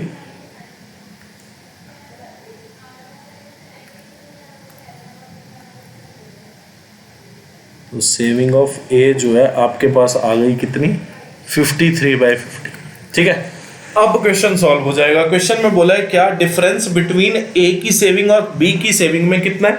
आपको बोला difference between A is a saving and B is a saving is 315 रुपए। आपने देखा रेशो के हिसाब से डिफरेंस कितना आ जाएगा, सॉल्व कर लो। आपने देखा ए की सेविंग ये, बी की सेविंग ये, तो रेशो के हिसाब से डिफरेंस कितना आएगा। आपने देखा 53/50 को 16/25 से माइनस कर दो, तो यहाँ पे आ गया 53, और एलसीएम जब हमने लिया 50 और 25 का तो 50 आ जाएगा, तो 16 दूनी 32 हो जाएगा। ये कितना हो गया 21/50। 21/50 की वैल्यू दे रखी है कितनी 315, तो एक की वैल्यू कितनी आ गई 315, और 21 × 50, तो आपने देखा 21 जो है इसको कितने पे काटेगा 1 15 पे, तो एक की वैल्यू कितनी होगी 750। आपको बोला है क्या एवरेज इनकम बताओ ए और बी का। तो आपने देखा ए और बी का सम ऑफ इनकम कितना हो जाएगा 7/4, और एवरेज इनकम कितना हो जाएगा। आपने देखा 7 + 4/2, क्योंकि नंबर ऑफ पर्सन कितने हैं 2 हैं, तो सम ऑफ इनकम 4 + 7, एवरेज कितना हो जाएगा 7 + 4/2 जो कि 11/2 हो जाएगा। 11/2 की वैल्यू आपसे पूछी है। ठीक है, तो ये गया 375 पे, और 375 × 11 क्या होगा 4125 रुपये। ये आपका करेक्ट आंसर। अब ये वाला क्वेश्चन है। क्वेश्चन में बोला है 10% of A's income, 15% of B's income और 20% ऑफ सीज इनकम ये इक्वल है आपस में। तो आपने देखा परसेंट से परसेंट गया और ये एग्जैक्टली 5 पे चला जाएगा, तो 2A = 3B = 4C हो गया। तो अब इससे अगर आपको A/B/C बनाना है तो कैसे बनाएंगे। आपने देखा A की जब मैं बात कर रहा हूँ तो मैं B और C के कोफिशिएंट से मल्टीप्लाई कर दूंगा, फिर मैं B की जब बात कर रहा हूँ तो A और C के कोफिशिएंट से मल्टीप्लाई कर दूंगा, और जब मैं C की बात कर रहा हूँ तो A और B के कोफिशिएंट से मल्टीप्लाई कर दूंगा। तो आप देखोगे 2 2 और यहाँ पे 2, तो आपने देखा 6/4/3 जो आएगा आपका रेशो आ जाएगा A/B/C की इनकम का। ठीक है, तो आपने A की इनकम A मान ली, B की इनकम B मान ली, C की इनकम C, तो A और B और C की इनकम का जो रेशियो है आपके पास कितना आ जाएगा 6/4/3। आपको बोला है कि उनकी इनकम का सम कितना है 7800। तो आपने देखा कि यार उनकी रेशो का सम कितना है 6 और 4 और 3, सम ऑफ रेशो कितना आ गया आपका 13, और इनकम का रेशो कितना 7800, तो एक की वैल्यू कितनी आ गई 600। आपको बोला income of B, income of B माने आपने देखा कि बी की इनकम का रेशो क्या है 4, एक की वैल्यू 600, तो 4 की वैल्यू कितनी हो जाएगी, 4 इंटू 600, जो कि कितना हो जाएगा, 2400 रुपये। ठीक है, हमने देखा कि सम ऑफ इनकम रुपीज में इतनी है और सम ऑफ इनकम का रेशियो इतना है। क्वेश्चन में बोला इनकम टैक्स जो है इंक्रीज हो गया 19%, जिसकी वजह से नेट इनकम जो है रिड्यूस हो गई 1%। आपको पता है, पहली बात तो आपको ये चीज पता होनी चाहिए क्या कि नेट इनकम होती क्या है। नेट इनकम जो होती है वो होती है total income minus income tax. मतलब जितना मैंने कमाया उसमें से जब मैंने इनकम टैक्स पे कर दिया, जितना मैंने कमाया उसमें से जब मैंने इनकम टैक्स पे कर दिया, तो जो मेरी इनकम फिर बचती है, मतलब टोटल इनकम मैंने जो कमाई उसमें से मैंने इनकम टैक्स पे करने के बाद जो मेरी इनकम बची उसको मैं नेट इनकम बोलता हूं। ठीक है, आपको बोला है कि टैक्स जो है ना 19% बढ़ गया, मतलब इनकम टैक्स जो है वो 19% बढ़ा, उसकी वजह से क्या हुआ कि नेट इनकम जो है रिड्यूस हो गई 1%। मतलब जो इनकम टैक्स उसको 19% भरना पड़ा, उसकी वैल्यू जो थी वो नेट इनकम के 1% के इक्वल थी। ठीक है, आपने देखा ना इनकम टैक्स क्या हुआ, 19% बढ़ गया, उसकी वजह से क्या हुआ कि उसकी जो इनकम थी उसमें 1% का रिडक्शन आ गया। मतलब जो इनकम टैक्स के 19% की वैल्यू है वही वैल्यू जो है नेट इनकम के 1% के इक्वल होगी। तो आपने देखा कि टैक्स और नेट इनकम का रेशियो कितना आ जाएगा, आपने देखा 1:19 आ जाएगा। तो आपको पूछा find the rate of income tax. Rate of income tax आपको निकालना है, तो आपको मतलब टैक्स कितना, आपको पूछा रेट ऑफ इनकम टैक्स, मतलब इनकम टैक्स का जो रेट है वो आपको बताना है। तो वो कैसे निकलेगा, आपने देखा कि टैक्स कितना है, इतना, टोटल इनकम कितनी हो जाएगी, आपको पता है कि टोटल इनकम निकालने के लिए मुझे इनकम टैक्स और नेट इनकम को जोड़ना पड़ेगा। आपको पता है टोटल इनकम पे निकलेगा इनकम टैक्स, तो नेट इनकम और इनकम टैक्स को अगर मैं जोड़ूं, नेट इनकम और इनकम टैक्स को जब मैं जोड़ दूंगा तो मेरी टोटल इनकम निकल जाएगी। टोटल इनकम की वैल्यू कितनी हो जाएगी, 1 + 19। इस क्वेश्चन को बहुत सारे लोगों ने बहुत गलत तरीके से समझाया हुआ है। This one is the right तरीका। ठीक है ना। अब ये वाला क्वेश्चन है, देखो इस क्वेश्चन को करने के बहुत अच्छे तरीके हैं। क्वेश्चन में बोला है क्या, क्वेश्चन में बोला है एनुअल इनकम जो है किसी बंदे की इंक्रीज हो गई 1.2 लाख रुपीज। ठीक है, पर उस पे जो टैक्स था जो उसको पे करना था वो जो है रिड्यूस हो गया 12% से 10% हो गया। ठीक है, क्वेश्चन बोला दोनों केसेस में क्या हुआ, 27% जो इनकम है वो टैक्स फ्री है। इनिशियल इनकम बतानी है, आपने क्या किया कि इनिशियल इनकम को आपने एक्स लेट कर लिया। ठीक है, पहले जो इनकम थी वो कितनी थी, एक्स, पहले जो इनकम थी वो कितनी थी, एक्स। तो आपने देखा एक्स इनकम थी और 27% जो था ना टैक्स फ्री था, मतलब 27% जो वैल्यू थी वो टैक्स फ्री थी। तो आपने देखा कि टैक्स लग कितनी वैल्यू पर रहा था, आपने देखा 100% में से अगर मैं 27% माइनस कर दूं तो आप देखोगे 73%, मतलब जो टैक्स लग रहा था वो इनकम का जो इनिशियल इनकम था उसका 73% जो हिस्सा था उस पर टैक्स लग रहा था, क्योंकि 27% तो फ्री था, 27% तो टैक्स फ्री है। तो आपने देखा 73% कितना हो गया, टोटल इनकम का जो इनिशियल इनकम थी हमने एक्स मानी, उसका 73% कितना हो गया, एक्स इंटू 73/100। अब इस पे ये जो इनकम आई है इस पे जो टैक्स था वो कितना था, आपने देखा टैक्स जो था वो 12% था पहले। अब क्या हुआ, अब जो ये इनिशियल इनकम है इसमें क्या हुआ, 1,20,000 जो है ऐड हो गया। क्यों, क्योंकि जो अब बंदे की एनुअल इनकम है पहले की इनकम से अभी की इनकम में 1.2 लाख रुपए का इजाफा हो गया। तो आपने देखा x प्लस 1,20,000, फिर आपने देखा कि 27% जो था इनकम का वो टैक्स फ्री है दोनों केसेस में, चाहे मैं अब की बात करूं चाहे मैं बाद की बात करूं या पहले की बात करूं, मतलब इनिशियल बात कर लो चाहे अभी की बात कर लो, तो दोनों में सेम बात है क्या कि दोनों केसेस में एक ही बात हो रही है, 27% जो है इनकम टैक्स फ्री है। तो आपने देखा इसका भी 73% पे टैक्स लगेगा, और टैक्स लगेगा कितना, अब टैक्स कितना हो चुका है, अब टैक्स हो चुका है कितना, 10%। पहले जो टैक्स था वो कितना था, 12%, अब जो टैक्स हो चुका है वो कितना हो चुका है, 10%। ठीक है, अब ये जो है आपका क्या आ गया, टैक्स इनिशियल जो वो पे कर रहा था और अभी जो टैक्स पे कर रहा है वो ये आ गया, और आपको क्या बोला है कि वो इक्वल टैक्स पे कर रहा है दोनों केसेस में। ठीक है, तो इन दोनों की वैल्यू आपने इक्वल पुट कर दी।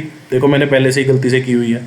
ठीक है, तो इन दोनों की वैल्यू इक्वल पुट कर दी। अब पहले तो मैं ये काट दूं, ठीक है, उसके बाद मैं आपको ये चीज समझाता हूं क्या, कि अगर वो बोल देता कि in both the cases X% of the income is tax free, तब भी कट जाता। मतलब 1 से लेके 100% के बीच में वो कुछ भी वैल्यू देता, दोनों केसेस में जब वो सेम वैल्यू दे रहा है ना, तो आपको उसको कंसीडर करने की जरूरत ही नहीं है, क्योंकि उसने फिर कट ही जाना है। ठीक है, यहां तो ऐसा होता है ना कि पहले केस में वो 20% इनकम टैक्स फ्री है, दूसरे केस में क्या हो रहा है कि उसकी 35% या 40% इनकम जो है वो टैक्स फ्री है। फिर तो आप लिखो कि पहले वाले केस का 73% वो पे कर रहा है, और दूसरे वाले केस में क्या है कि 40% इनकम टैक्स फ्री है, मतलब वो उसका 60% पे कर रहा है। ठीक है ना बात। अब आपको दोनों केसेस में बोला हुआ है क्या कि 27% जो इनकम है वो टैक्स फ्री है, मतलब इनकम का वो 73% पे कर रहा है। तो इसमें मेंशन करने की भी जरूरत नहीं थी, क्योंकि दोनों में टैक्स फ्री जो है वो सेम अमाउंट है। तो आप 73/100 को ना भी मल्टीप्लाई कर दे तब भी आपका आंसर सही आता, क्योंकि दोनों केसेस में जो टैक्स फ्री का परसेंटेज है वो इक्वल है। अगर वो अलग अलग परसेंटेज होता तब आपको मेंशन करना पड़ता, पहली चीज। दूसरी चीज देखो, मैं आपको आराम आराम से इसलिए पढ़ा रहा हूं क्योंकि मैं आपको प्रीवियस ईयर सेशन की तरह जल्दी जल्दी इसलिए नहीं करा रहा, क्योंकि वो तो देखो रिवाइज सेशंस होता है। रिवाइज सेशन मतलब उसमें आपने पढ़ रखा होता है पहले से, और उसमें आप लोग फिर अपना जो पढ़ा होता है ना उसका यूटिलाइज कर रहे होते हैं। अभी मैं आपको पढ़ा रहा हूं, अभी मैं आपको कॉन्सेप्ट समझा रहा हूं। कॉन्सेप्ट समझाना मतलब कि मैं इस पे पूरा टाइम लगाऊंगा, जितना मुझसे लगेगा, एक एक पुर्जा पुर्जा खोलता चलूंगा मैं आप लोगों के लिए। ठीक है ना। तो हमने देखा इधर से 6x आया, इधर से 5x, और यहां से कितना आ गया 6 लाख। तो x की वैल्यू कितनी आ गई आपके पास 6 लाख। तो एक तरीका ये है इनिशियल इनकम निकालने का, तो 6 लाख करेक्ट आंसर। ठीक है, अब एक चीज और देखें आप लोग, क्या आपको पता है कि जो इनकम टैक्स होता है, जो इनकम टैक्स होता है वो क्या होता है? वो होता है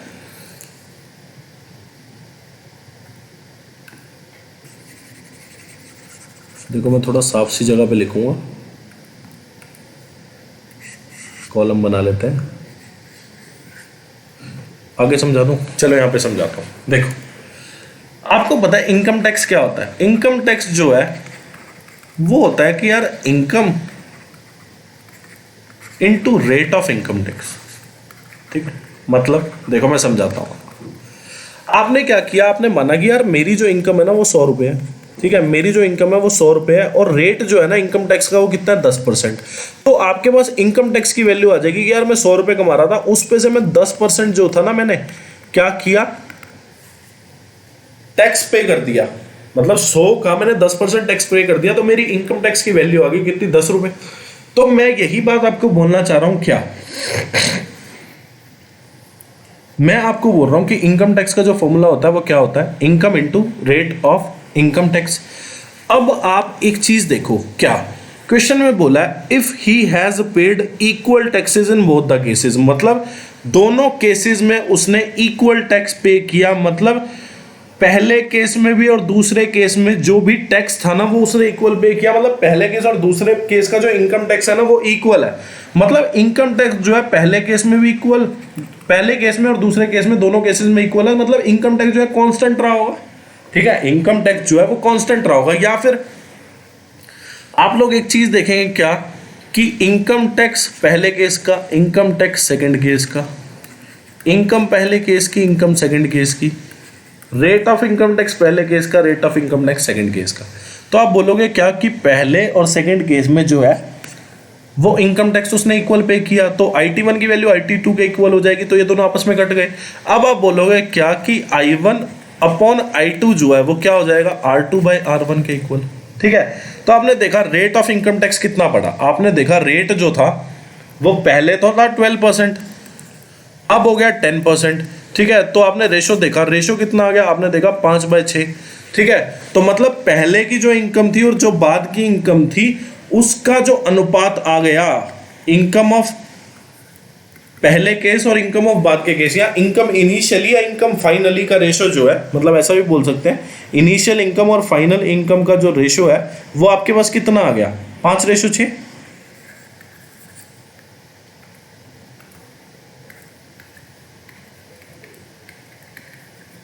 ऐसा भी बोल सकते हैं। और ठीक है, ये कितना क्या, 5:6। क्वेश्चन में बोला उसकी इनकम जो है ना 1.2 लाख रुपए इंक्रीज हुई। आपने देखा रेशो के हिसाब से कितना इंक्रीमेंट, 1 का। क्वेश्चन में बोला 1.2 लाख रुपए इंक्रीज हुई। तो आपको बोला इनिशियल इनकम मतलब 5 की वैल्यू पूछी है, 1.2 इंटू 5 कितना हो जाएगा आपका, 6 लाख रुपए। अगर आपको बोलता क्या कि फाइनली इनकम मतलब इंक्रीज होने के बाद इनकम कितनी है, तो आप 6 की वैल्यू निकाल लेते हैं, 7.2 लाख आ जाता है। या फिर यहाँ पे आप x की वैल्यू निकाल के x प्लस 1,20,000 करते तो आपका 7,20,000 आ जाता। ठीक है, ये क्वेश्चन था बस, और कुछ भी नहीं है। क्वेश्चन में बोला the rate of income tax increases from इतना से इतना, due to this Ram has to pay 5.55%। पहली बात तो आपको पता होनी चाहिए क्या 5.55% की वैल्यू कितनी होती है। 5.55% की वैल्यू जो होती है वो होती है 1/18। ठीक है, तो क्या हुआ कि इनकम टैक्स जो है वो बढ़ गया, 5.2% से 20.9% हो गया। उसकी वजह से क्या हुआ, राम को जो टैक्स पे करना पड़ा, मतलब ये रेट ऑफ टैक्स नहीं है, ये टैक्स अमाउंट है, कि टैक्स अमाउंट जो वो पहले पे कर रहा था अब उससे जो है 5.5% ज्यादा पे कर रहा है। बट साइमल्टेनियसली साथ साथ the income of Ram also decreases by कितना, इतना। तो आप पिछली रेशो से ही चलें। आपने देखा पहली बात तो इनकम टैक्स का फॉर्मूला क्या होता है, अभी मैंने आपको बताया, income into rate of income tax. ठीक है, तो आपने देखा 5% का इंक्रीमेंट, तो आपने देखा कि इनकम टैक्स जो वो इनिशियली पे कर रहा था और इनकम टैक्स जो वो अब पे कर रहा है उसका रेशो क्या है। आपने देखा कि 1/18 ज़्यादा पे कर रहा है, पहले मतलब 18 पे कर रहा था, तो अब कितना पे कर रहा है, वो 19 पे कर रहा है। ठीक है, तो आपने देखा income tax initial by income tax final is equal to income initial by income final, rate initial by rate final. ठीक है, तो आपने देखा इनकम टैक्स इनिशियल और इनकम टैक्स फाइनल का रेशो कितना है, 18:9। ठीक है, और आपने देखा पहले रेट ऑफ इनकम टैक्स कितना था, 15.2%।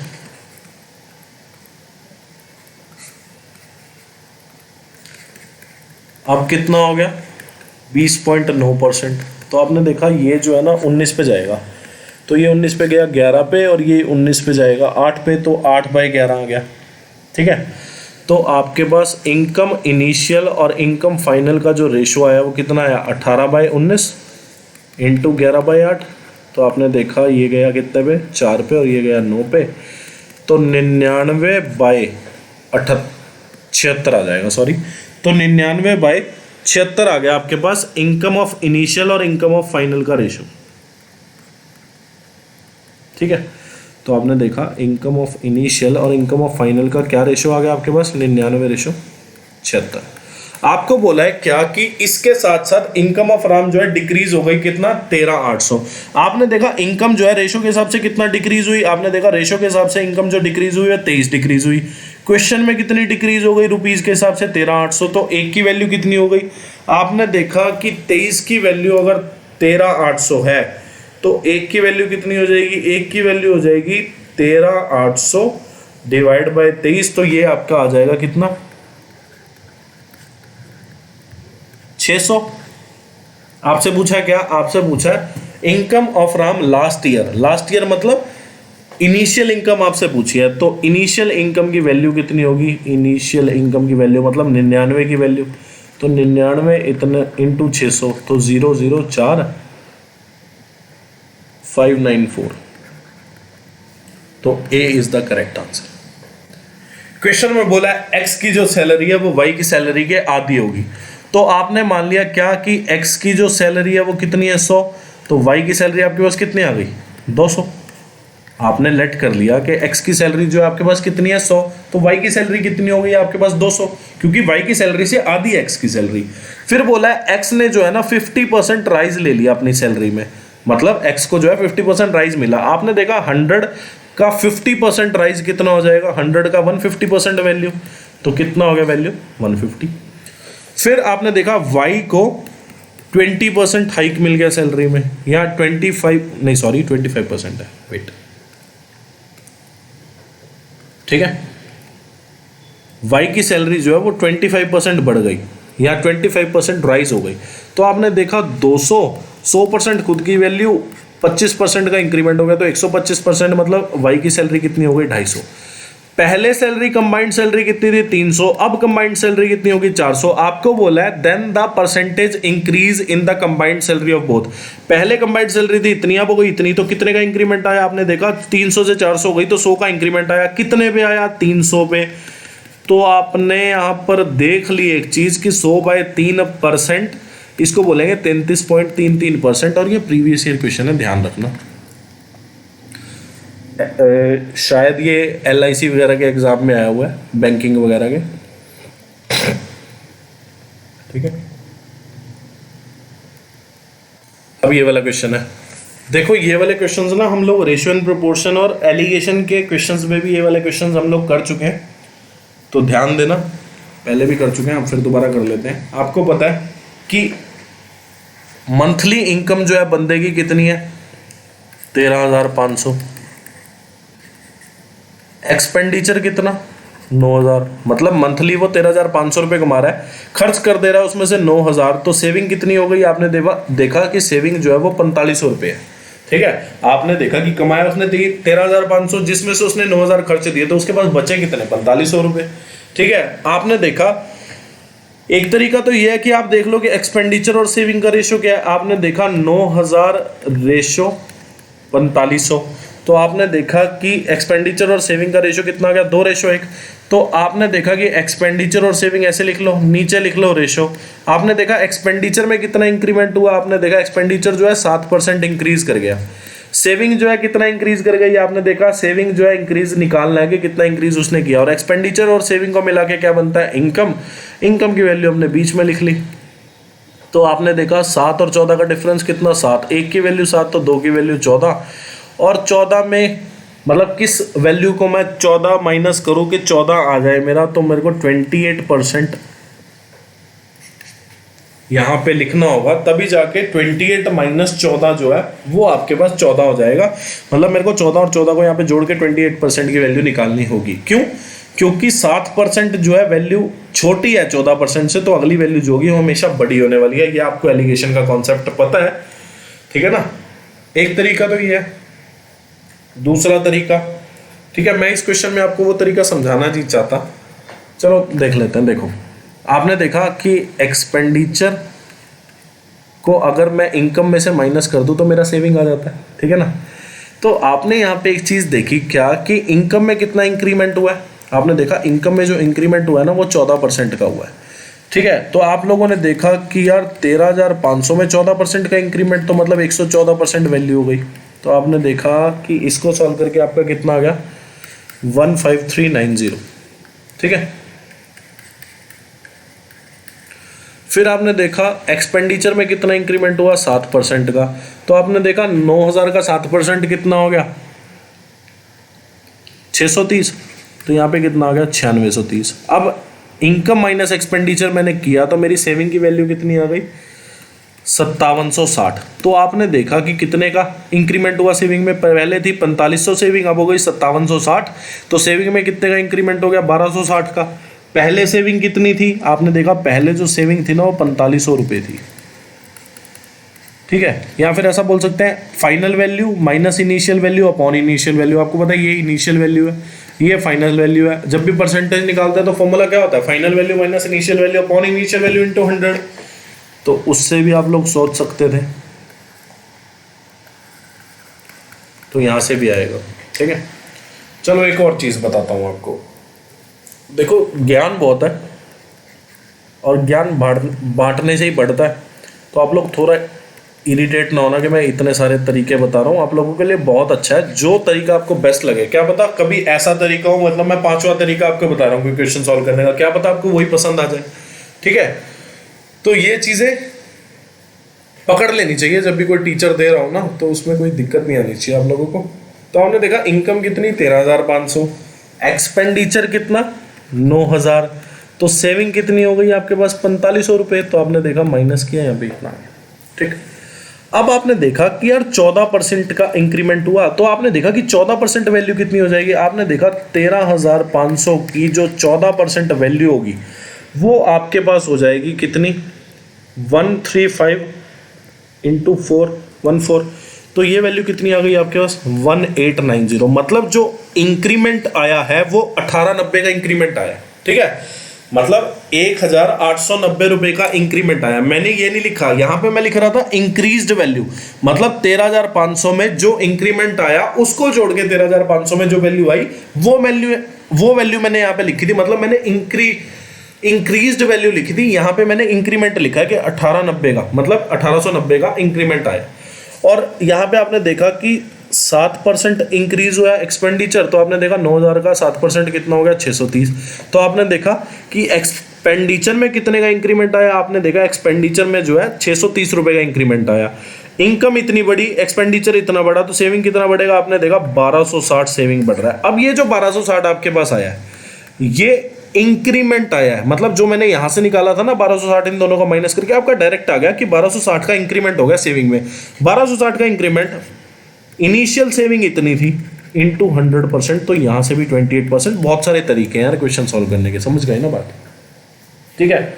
अब देखो हमने पहले क्या किया, हमने पहले किया इनकम और एक्सपेंडिचर दे रखा था, हमने पहले रेशो निकाला था, आपकी बार रेशो ही गिवन है, ठीक है। और कोई बोले सर अब मैं बाकी दोनों तरीकों से, मतलब ये वाले तरीके से और ये वाले तरीके से कैसे करूंगा, मैं बोलता हूं आपको एक बात कि आपने देखा एक्सपेंडिचर और सेविंग का रेशियो कितना, आपने देखा एक्सपेंडिचर और सेविंग का रेशियो है 5:1, तो एक्सपेंडिचर को 500 मान लो, सेविंग को 100 मान लो, तो इनकम कितना आ जाएगा, एक्सपेंडिचर और सेविंग का जोड़ होता है इनकम कितना आ जाएगा आपका 600।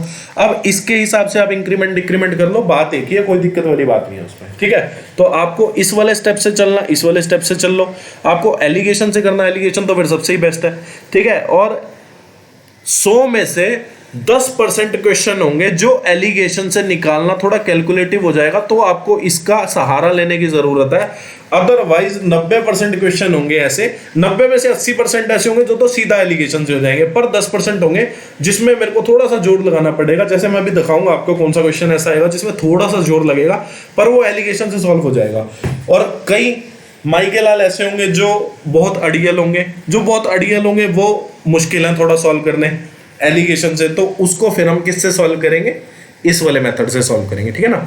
तो आपने देखा एलिगेशन मेथड जब मैंने लगाया तो एक्सपेंडिचर और सेविंग का रेशियो कितना है 5:1, और ध्यान रखना हमेशा एक्सपेंडिचर और सेविंग के रेशियो पे ही आपको एलिगेशन लगाना है, ये चीज आप हमेशा ध्यान रखना, क्या कि एक्सपेंडिचर और सेविंग के रेशियो पे ही हमेशा आप एलिगेशन लगाओगे, हो तो इनकम और एक्सपेंडिचर से भी जाएगा। देखो कैसे, देखो नवी नवी चीजें आपको सिखाता हूँ, कोई नहीं सिखाएगा, ठीक है, ध्यान देना। देखो एक चीज़ समझाता हूँ आपको, रेशो में शायद मैंने नहीं बताई ये चीज़। देखो आपने देखा क्या, आपने देखा एक्सपेंडिचर और सेविंग का रेशो कितना 5:1। तो अगर मैं बात करूँ, चलो मान लेते हैं कि मैं इसको सॉल्व करता हूँ किससे, मैं इसको सॉल्व करता हूँ इनकम और सेविंग के रेशो से, ठीक है। तो आपने देखा सेविंग का रेशो कितना 1, एक्सपेंडिचर का रेशो कितना 5। एक्सपेंडिचर जो होता है उसमें अगर मैं सेविंग को जोड़ दूं, मतलब एक्सपेंडिचर और सेविंग को अगर मैं जोड़ दूं तो इनकम बनता है। तो आपने देखा इनकम और सेविंग की अगर मैं बात करूं तो आपने देखा कि 6:1 आ गया, ठीक है। और इनकम जो है वो कितना परसेंट इंक्रीज हो गई, आपने देखा इनकम जो है वो 25% इंक्रीज हो गई, सेविंग जो है वो 15% इंक्रीज हो गई, ठीक है। इनकम जो है 15, 1 मिनट, सेविंग, अच्छा एक्सपेंडिचर निकालना था इसमें, चलो कोई नहीं, पहले तो इससे ही देखो, ठीक है ना।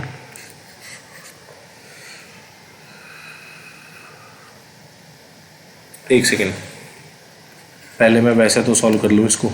तो आपने देखा एक्सपेंडिचर और सेविंग का रेशियो कितना 5:1।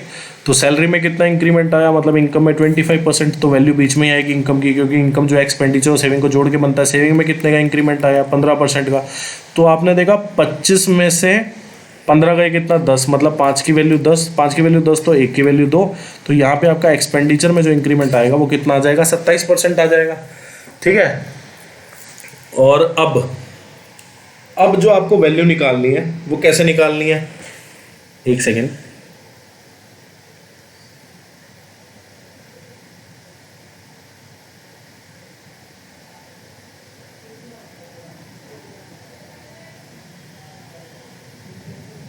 एक सेकेंड।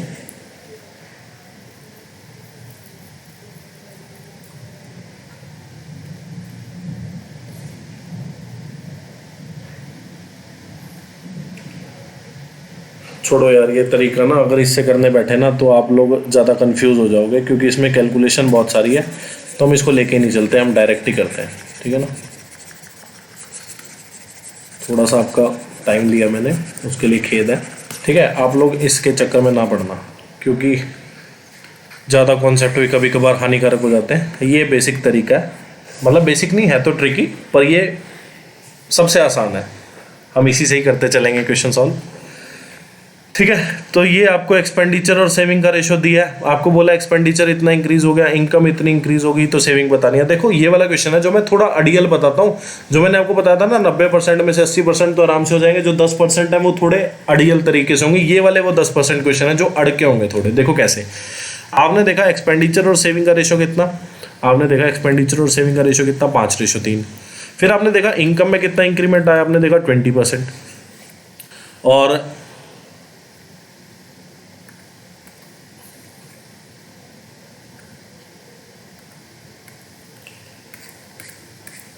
एक्सपेंडिचर में कितना इंक्रीमेंट आया, आपने देखा एक्सपेंडिचर जो है वो 10% इंक्रीज हो गया, ठीक है। इनकम जो है वो 20% इंक्रीज हुई। आपको बताना है सेविंग कितना इंक्रीज हुई। देखो आपने देखा 10 और 20 का डिफरेंस कितना आ जाएगा, आपको पता है 20 में 10 गए 10 आ जाएगा। 3 की वैल्यू 10, तो 1 की वैल्यू हो गई 10/3। अब आप कहोगे सर फ्रैक्शन आ गई, फ्रैक्शन आ गई मतलब मुझे वो दूसरे तरीके से ही सॉल्व करना पड़ेगा, अब इससे सॉल्व भी नहीं होगा। मैं बोलूँगा यार थोड़ा पेशेंस तो रखो। आपने देखा 1 की वैल्यू 10/3, तो 5 की वैल्यू कितनी हो जाएगी, 5 की वैल्यू हो जाएगी 50/3। 50/30 मने 50/3 मने 16 सही 2/3। तो अब जो है एक वैल्यू जो 10% आई है 20 से कम है, तो अगली वैल्यू जो है 20% से ज़्यादा होगी। तो आपने देखा 20% से अगर वैल्यू ज़्यादा रखनी है तो आपको पता है 20 में आपको ऐड करना पड़ेगा 16 सही 2/3, तो आपको पता है 36 सही 2/3% आ जाएगा। ये देखो थोड़ा कैलकुलेटिव है, जो थोड़ा अड़के हुआ है, पर हो गया एलिगेशन से। तो ये वाले क्वेश्चन भी एलिगेशन से सॉल्व हो जाएंगे। 36:2/3% जो है आपका आंसर आ जाएगा। अब ये वाला क्वेश्चन है, ठीक है, ये लिख लेना, ये क्वेश्चन CPO 19 में आपसे पूछा जा चुका है। अब ये वाला जो क्वेश्चन है ये आपसे CGL 19 में पूछा गया, ठीक है ना। क्वेश्चन में बोला है अनु जो है स्पेंड करती है 68%। तो आपने देखा कि एक्सपेंडिचर और सेविंग का रेशो कैसे आएगा। आपने देखा यार अगर उसने 68% खर्च दिया तो उसने 32% जो है जोड़ा होगा, क्योंकि टोटल इनकम जो होती है 100% होती है, ठीक है। तो टोटल इनकम का अगर 68% उसने खर्च दिया तो 32% उसने जोड़ा। तो आपने देखा 68 और 32 का रेशो कितना आ गया, 17:8। इनकम जो है 20% इंक्रीज होगी। याद रखना हमेशा इनकम की वैल्यू बीच में लिखी जाती है, क्योंकि इनकम जो होता है एक्सपेंडिचर और सेविंग को दोनों को जोड़ के बनता है। और ये चीज़ मैं एलिगेशन में बहुत अच्छे से आप लोगों को बता चुका हूँ, क्या कि एक्सपेंडिचर और सेविंग का जब हम रेशो लेते हैं तो एक्सपेंडिचर को यहाँ लिखते हैं, सेविंग को यहाँ लिखते हैं, और इनकम को बीच में क्यों लिखते हैं, क्योंकि इनकम जो है एक्सपेंडिचर और सेविंग को जोड़ के बनता है। और एक्सपेंडिचर और सेविंग की जब हम अलग अलग बात कर रहे थे तो हमने इनको अलग अलग लिख लिया। अब इनकम जो कि एक्सपेंडिचर और सेविंग दोनों को जोड़ के बनता है, तो उसकी वैल्यू हमको बीच में लिखनी पड़ेगी, ठीक है। और यहाँ पे एक्सपेंडिचर और सेविंग का रेशो कितना, 17:8। तो आपने देखा 20% ये इंक्रीज हो गया, और सेविंग जो है कितना इंक्रीज हुई, 9 × 8 = 72, 75/8% इंक्रीज हुई। ये देखो ये भी थोड़ा अड़ियल क्वेश्चन है। आपने देखा 20% और ये जो है 75/8 जो होगा वो 9 पॉइंट कुछ होगा, तो ये 20% से वैल्यू कम है, ये 20% से वैल्यू ज़्यादा आएगी। तो आपने देखा कि 75/8 जो कि वैल्यू 20% से कम है, तो एक्सपेंडिचर की वैल्यू 20% से ज़्यादा आएगी। तो ये तो ऑप्शन ही नहीं हो सकता पहली बात तो, क्योंकि वैल्यू हर हाल में 20% से ज़्यादा आनी है। देखो ये भी थोड़ा दिमाग लगाएंगे। फिर आपने देखा कि 20 में से जब 75/8 गया तो आपने देखा 160 - 75/8, ये कितना हो गया 85/8। तो 17 की वैल्यू 85/8 हो गई, ठीक है। तो 1 की वैल्यू कितनी हो जाएगी, 1 की वैल्यू हो जाएगी 85/8 × 17, और ये कितने पे गया 5 पे। और 8 की वैल्यू कितनी हो जाएगी 5/8 × 8, तो 8 की वैल्यू कितनी हो जाएगी 5। अब 20% से ज़्यादा वैल्यू होनी है एक्सपेंडिचर की, तो 20 में 5 जोड़ोगे कितना आ जाएगा 25%, ठीक है। क्वेश्चन बोला था monthly income of a person इतना है, मंथली सेविंग इतनी, आपकी बार आपको सेविंग दी है, ठीक है, मंथली इनकम दे दी, सेविंग दे दी, एक्सपेंडिचर आप निकाल लोगे इनकम में से सेविंग माइनस करके। उसके बाद आपको बोला इनकम जो है डिक्रीज हो गई। अब की बार देखो आपने क्या किया, आपने सबसे पहले एक्सपेंडिचर और सेविंग का रेशो बनाना है। आपने देखा कि सेविंग जो है 4500, टोटल इनकम जो है वो कितनी है 18,000। 18,000 में से अगर मैं 4500 माइनस कर दूं तो मेरा कितना आ जाएगा 13,500। तो एक्सपेंडिचर और सेविंग का रेशो कितना होगा 3:1, ठीक है। सॉल्व कर लेते हैं। आपने देखा इनकम जो है 20% डिक्रीज हो गई, तो आपने -20% लगा दिया, और एक्सपेंडिचर जो है 5% इंक्रीज हो गया। तो इंक्रीज हुआ है तो इंक्रीज को प्लस में रहने दो, और जो डिक्रीज हुआ है उसको आप माइनस में लिख दो, ठीक है। सेविंग, पहली बात तो सेविंग जो है डिक्रीज होगी, क्यों? क्योंकि 20% से मतलब डिक्रीज से आप ये देखो कि -20% से वैल्यू ज़्यादा है, तो यहाँ पे -20% से हर वैल्यू कम होगी, ठीक है। सेविंग की जो वैल्यू होगी वो हर हालत में -20% से कम होगी। और यहाँ पे आपको दिया भी है कि परसेंटेज डिक्रीज इन सेविंग बताएं, मतलब यहाँ पे जो वैल्यू आएगी माइनस में ही आएगी, ठीक है। उसके बाद जो रेशो है वो 3:1 है, ठीक है। तो आपने देखा 5 और -20 का डिफरेंस कितना आएगा, तो आपने देखा 5 माइनस और -20 कितना हो गया 25। तो 1 की वैल्यू 25, 3 की वैल्यू कितनी हो गई 75 हो गई। अब 3 की वैल्यू 75 हो गई, ये तभी पॉसिबल है जब मैं यहाँ पे -95% लिखूंगा। -95% में से जब मैं घटाऊंगा माइनस का 20%, तो देखोगे आप तभी जाके यहाँ पे 75 आएगा। तो -95% मतलब 95% का डिक्रीमेंट हुआ सेविंग में। क्वेश्चन में बोला है राघव स्पेंड्स, ये मेंस का क्वेश्चन है, मेंस 18 में क्वेश्चन आपसे पूछा गया है। क्वेश्चन में बोला है Raghav spend 80% of his income, ठीक है। तो आपने देखा 80% खर्चता है, तो जोड़ता कितना है वो 20%, ये कितना हो गया 4:1। तो आपने देखा एक्सपेंडिचर और सेविंग 4:1। इनकम में कितना इंक्रीमेंट आया 12% का, इनकम बीच में लिखेंगे, एक्सपेंडिचर सेविंग जो है डिक्रीज हो गई 10%। तो सेविंग अगर डिक्रीज हो गई तो 12 माइनस ऑफ -10, तो आपने देखा 12 माइनस ऑफ -10 कितना हो जाएगा 22। तो 4 की वैल्यू 22, तो 1 की वैल्यू कितनी हो जाएगी 22/4, जिसको मैं कितना बोलूँगा 5.5। तो ये वैल्यू मतलब 12% से जो सेविंग की वैल्यू कम है, एक्सपेंडिचर की वैल्यू हमेशा ज़्यादा होगी फिर, क्योंकि राइट हैंड साइड में जो है 12% जो कि मीन वैल्यू है ये कम है वैल्यू, तो अगली वैल्यू जो एक्सपेंडिचर की वैल्यू होगी जो कि लेफ्ट हैंड साइड में वैल्यू है वो ज़्यादा होगी। कितनी ज़्यादा होगी आपको पता है, 12 में अगर मैं 5.5 जोड़ूँ तो कितना आ जाएगा मेरा 7, 12% ही है ना, 17.5% आ जाएगा, तभी जाके 17.5 और 12 का डिफरेंस कितना होगा 5.5, ठीक है ना। ये वाला क्वेश्चन भी मेंस का क्वेश्चन है, मेंस 18 का, ठीक है। तो ये वाला क्वेश्चन है। अब ये वाला क्वेश्चन भी हम अड़ के निकाल सकते हैं, ठीक है ना, ये वाला क्वेश्चन भी हम अड़ के निकाल सकते हैं एलिगेशन से, जैसे हमने ये वाला क्वेश्चन निकाला, जैसे हमने ये वाला क्वेश्चन निकाला ना, ऐसे ही हम और ये वाला क्वेश्चन भी कह सकते हैं, ऐसे ही हम ये वाला क्वेश्चन भी निकाल सकते हैं मोनिका वाला, ठीक है। तो एलिगेशन से तो हो ही जाएगा ये, बाकी मैं आपको दूसरे मेथड से भी कहते हो तो बता देता हूँ। देखो पहले तो एलिगेशन से ही देख लो। आपने देखा 72% अगर वो खर्च रहा है तो वो सेव कितना कर रहा है 28%, तो रेशो कितना आ गया एक्सपेंडिचर और सेविंग का 18:7, ठीक है। तो आपने देखा इनकम जो है वो 20% इंक्रीज हो गई, सेविंग जो है वो 15% इंक्रीज हो गई। तो आपने देखा कि रेशो कितना 18:7। आपने देखा कि 20 और 15 का डिफरेंस कितना 5, तो 18 की वैल्यू 5, तो 1 की वैल्यू कितनी हो गई 5/18, 7 की वैल्यू कितनी हो गई 35/18, और ये जो 35/18 होगा ये कुछ 1.9% के आसपास होगा, मतलब 7 की वैल्यू जो है 1.9% के आसपास होगी। 15% जो है 20% से कम वैल्यू है, अगली वैल्यू जो होगी मतलब एक्सपेंडिचर की जो वैल्यू होगी 20% से ज़्यादा होगी। कितना ज़्यादा 1.9, तो 21.9% वैल्यू आ जाएगी, मतलब ये वाला ऑप्शन बिल्कुल सही है, ठीक है। तो इसमें तो ज़रूरत ही नहीं फिर दूसरे वाले मेथड से सॉल्व करने की। रेशियो एंड प्रोपोर्शन और एलिगेशन में हम बहुत सॉल्व कर चुके हैं उस मेथड से, ठीक है। क्वेश्चन में बोला है person can save 25% of his income, मतलब उसने सेव किया 25%, तो उसने खर्चा कितना 75%। तो आपने देखा एक्सपेंडिचर और सेविंग का रेशियो कितना आ गया 3:1। क्वेश्चन में बोला है कि इनकम जो है वो 20% इंक्रीज हो गई, और बोला है कि जो पहले वो सेव कर रहा था ना, अब भी वो उतना ही अमाउंट सेव कर रहा है, मतलब still he saves the same amount as before. मतलब जितना वो पहले अमाउंट सेव कर रहा था, अब भी वो उतना ही अमाउंट सेव कर रहा है। मतलब उसकी सेविंग जो है वो ना तो बढ़ी ना घटी, सेम अमाउंट है, जितनी पहले थी अब भी उतनी है। तो आप बोलोगे क्या कि 0% इंक्रीमेंट या 0% डिक्रीमेंट हुआ। और रेशो कितना, 3:1।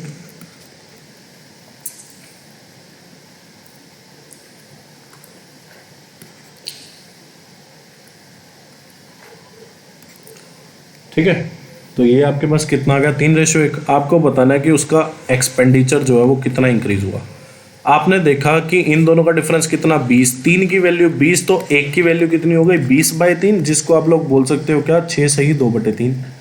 ठीक है, तो 20 से ये वाली वैल्यू छोटी है, तो अगली वाली वैल्यू जो है वो बड़ी हो जाएगी। तो 20 में 6 सही 2/3 अगर आप ऐड करोगे तो आप देखोगे 26 सही 2/3% जो है एक्सपेंडिचर बढ़ जाएगा।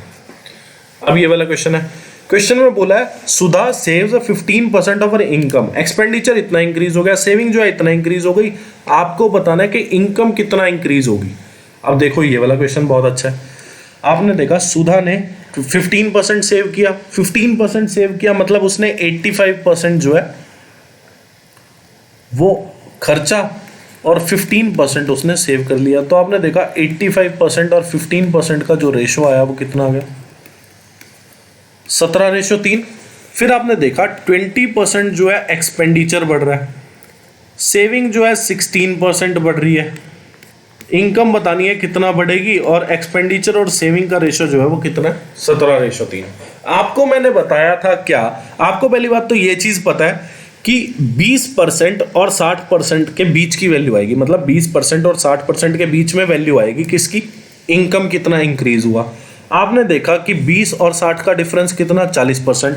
40% को 17:3 में डिवाइड कर दो। आपने देखा 17 और 3 जोड़ा तो आपने देखा 20 आ गया। 20 की वैल्यू कितनी, 40%, तो 1 की वैल्यू कितनी, 2%।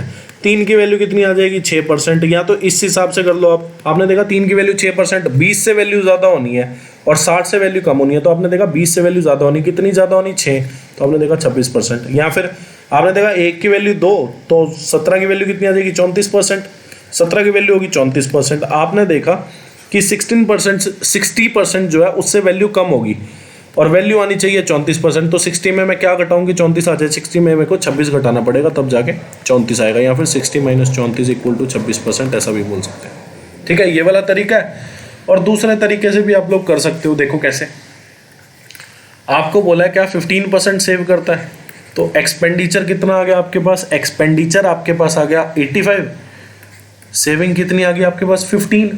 आपने क्या माना, आपने देखा इसको किसी और तरीके से करें क्या, देखो 85 और 15 तक हम जाएं क्यों, ठीक है।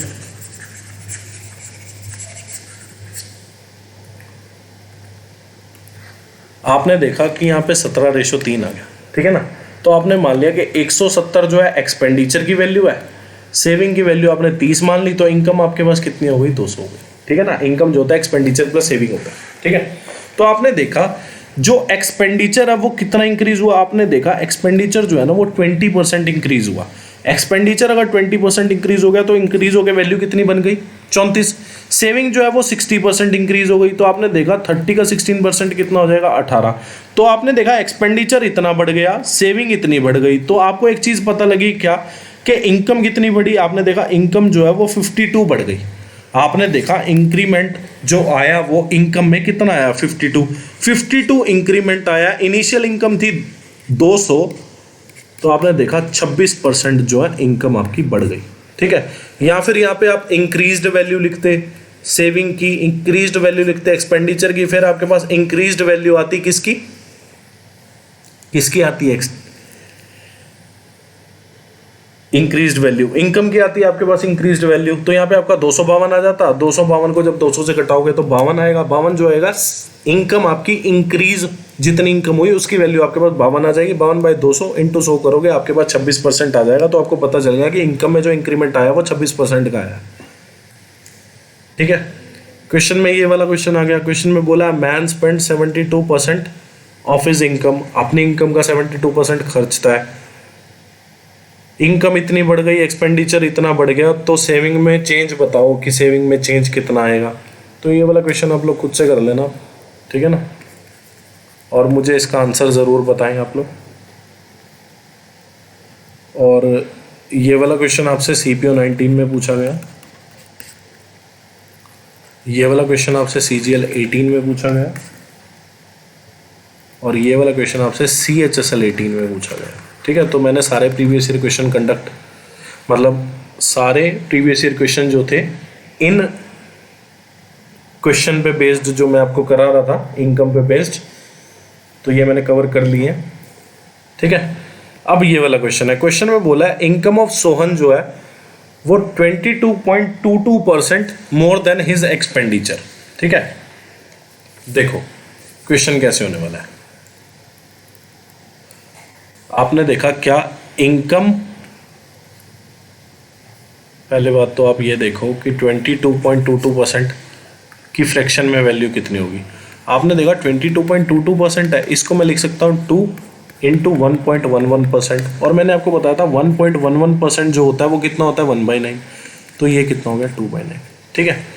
क्वेश्चन में बोला इनकम ऑफ सोहन जो है वो 22.22% ज़्यादा है किससे, एक्सपेंडिचर से, मतलब एक्सपेंडिचर जो है वो 9 हो जाएगा, इनकम जो है वो 2 ज़्यादा हो जाएगी किससे, एक्सपेंडिचर से। तो 9 से 2 ज़्यादा कितना हो जाएगा 11, तो इनकम हो गई 11, एक्सपेंडिचर हो गया 9, सेविंग कितनी हो गई आपके पास 2।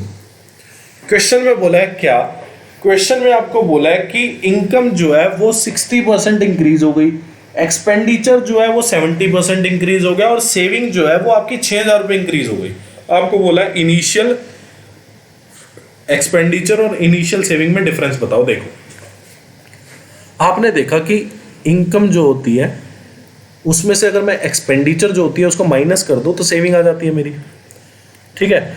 तो आपने क्या किया, आपने लेट कर लिया यहाँ पे कि वैल्यू जो थी ना 1100 थी, ठीक है। इनकम को आपने क्या किया, लेट कर लिया 1100। अगर इनकम आपकी 1100 लेट हो गई तो एक्सपेंडिचर कितना होगा 900, सेविंग कितनी होगी आपके पास 200, ठीक है।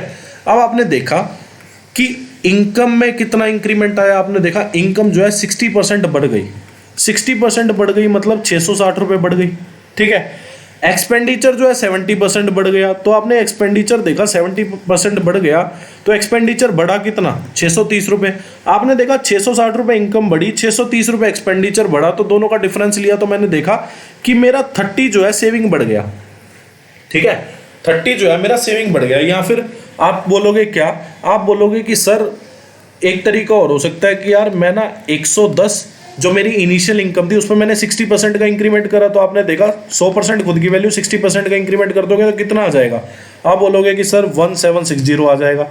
फिर आपने देखा कि 900 इनिशियल एक्सपेंडिचर था, उसमें मैंने 70% का इंक्रीमेंट कर दिया, 100% खुद की वैल्यू 70% का इंक्रीमेंट कर दिया, तो आपने देखा यहाँ पे कि 1530 आ गया।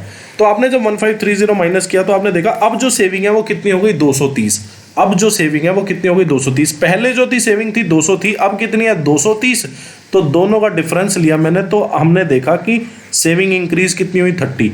ये वैल्यू मैंने डायरेक्ट में निकाल ली थी सिर्फ इतना सा सॉल्व करके। क्या मैंने यहाँ पे देखा कि 660 इनकम इंक्रीज हुई, एक्सपेंडिचर इतना इंक्रीज हुआ और सेविंग कितना इतना। आपने देखा कि इंक्रीज्ड वैल्यू कितनी हो गई इतनी, और एक्सपेंडिचर को इंक्रीज करके वैल्यू कितनी हो गई इतनी, फिर सेविंग को इंक्रीज करके वैल्यू कितनी आई आपकी इतनी, ठीक है। तो मैंने यहाँ पे सीधा इंक्रीज वैल्यू लिखी थी भाई, इतना इंक्रीमेंट इतना इंक्रीमेंट। आपने लिख दिया कि क्या बाद में इंक्रीज्ड वैल्यू मतलब 1100 में इतना इंक्रीज हुआ तो वैल्यू कितनी हो गई 1100 में 660 का इंक्रीज हुआ तो 760। ऐसे भी हो सकता है, पर ये वाला तरीका ज़्यादा सही है कि आपने देखा 660 इनकम इंक्रीज हुई, 630 एक्सपेंडिचर इंक्रीज हुआ, दोनों का डिफरेंस लिया, आपने देखा 30 जो है आपका सेविंग इंक्रीज हुआ। पर क्वेश्चन में बोला है क्या कि क्वेश्चन में बोला है कि 6000 रुपये इंक्रीज हुआ, तो 30 की वैल्यू 6000, एक की वैल्यू 200। आपको बोला क्या है, आपको बोला है डिफरेंस बताओ इनिशियल एक्सपेंडिचर और इनिशियल सेविंग का। आपने देखा इनिशियल एक्सपेंडिचर कितना था 900, इनिशियल सेविंग कितना था 200, 900 और 200 का डिफरेंस कितना 700। 700 की वैल्यू कितनी हो जाएगी, एक की वैल्यू 200, तो 700 की जो वैल्यू आएगी आपके पास वो कितनी आएगी 4014, तो 1,40,000 आ जाएगी, ठीक है। और इसको आप लोग एलिगेशन से भी कर सकते थे।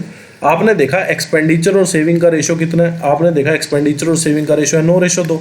तो आपने क्या किया, आपने देखा कि एक्सपेंडिचर को यहाँ पे लिखा, सेविंग को यहाँ पे लिखा, यहाँ पे 9:2। आपने देखा इनकम कितनी बड़ी, आपने देखा इनकम जो है आपकी बड़ी 60%, एक्सपेंडिचर कितना बड़ा 70%। तो आपने देखा इनकम बड़ी इतनी, एक्सपेंडिचर बड़ा 70%। तो 70 - 60 कितना, 10, 2 की वैल्यू 10, 1 की वैल्यू 5, 9 की वैल्यू 45। तो 60 - 45 करना पड़ेगा आपकी बार आपको। क्यों करना पड़ेगा, क्योंकि 70 जो वैल्यू थी वो 60% से ज़्यादा थी, तो अब 60% से कम वैल्यू आएगी। तो 60 में से 45 गया, कितना आ गया आपके पास 15। ठीक है, तो 15%। अब आपने ये देखा कि 15% का जो इंक्रीमेंट आया वो सेविंग में इंक्रीमेंट आया। तो आपने देखा 15% जो सेविंग की वैल्यू है, आपने देखा सेविंग जो इंक्रीज हुई है वो कितनी इंक्रीज हुई है, एलिगेशन से सॉल्व करके 15%। और रुपीज में कितना इंक्रीमेंट आया सेविंग में, 3000 रुपये का। तो सेविंग के 15% की वैल्यू कितनी हो गई 3000, एक की वैल्यू कितनी हो गई 200।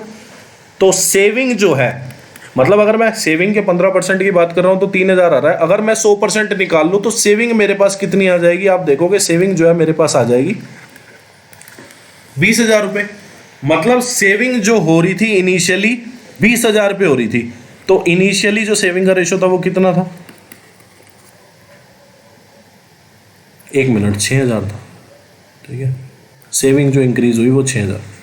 ठीक है, तो एक की वैल्यू 400 आ जाएगी और यहाँ पे 100 की वैल्यू कितनी आ जाएगी 40,000। ठीक है, तो इनिशियल जो सेविंग थी वो कितनी थी 40,000। तो आपने देखा इनिशियल सेविंग का रेशो कितना था 2 की वैल्यू 40,000, एक की वैल्यू कितनी आ गई आपके पास 20,000। आपको बोला है एक्सपेंडिचर और सेविंग का डिफरेंस बताइए जो इनिशियली था। तो डिफरेंस कितना था, 9 और 2 का डिफरेंस कितना आ जाएगा 7, 7 की वैल्यू कितनी आ जाएगी 1,40,000। पर ध्यान रखें कि यहाँ पे जब 100% की वैल्यू निकालेंगे आप, तो आपकी सेविंग की वैल्यू आएगी, जो इनिशियल सेविंग थी उसकी वैल्यू आएगी, क्योंकि 15% जो सेविंग में इंक्रीमेंट हुआ और सेविंग में रुपीज में जो इंक्रीमेंट हुआ उसको आपने इक्वल रखा। 1% की सेविंग की वैल्यू आई, फिर 100% सेविंग की वैल्यू आई आपके पास। जो 100% की वैल्यू है वो इनिशियल सेविंग की वैल्यू के इक्वल होगी। ठीक है, ध्यान रखेंगे इस चीज का।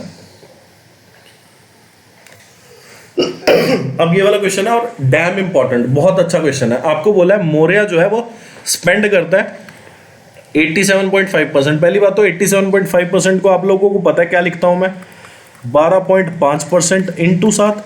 तो 12.5% क्या होता है 1/8, 1/8 इंटू 7 कितना होगा 7/8। तो 7/8 जो है मौर्य स्पेंड करता है, मतलब एक्सपेंडिचर जो है 7 है अपनी इनकम का। तो इनकम 8 आ गई, एक्सपेंडिचर कितना आ गया आपके पास 7 आ गया। तो सेविंग कितनी आ जाएगी 1 आ जाएगी, पहली चीज। दूसरी चीज आपने देखा कि एक्सपेंडिचर और सेविंग का रेशो कितना आएगा 7:1। ठीक है, तो आपने लिखा है यहाँ पे इनकम, एक्सपेंडिचर और सेविंग। तो आपने देखा सेविंग कितनी 1, एक्सपेंडिचर कितना 7, तो इनकम कितनी हो गई 8 हो गई। ठीक है,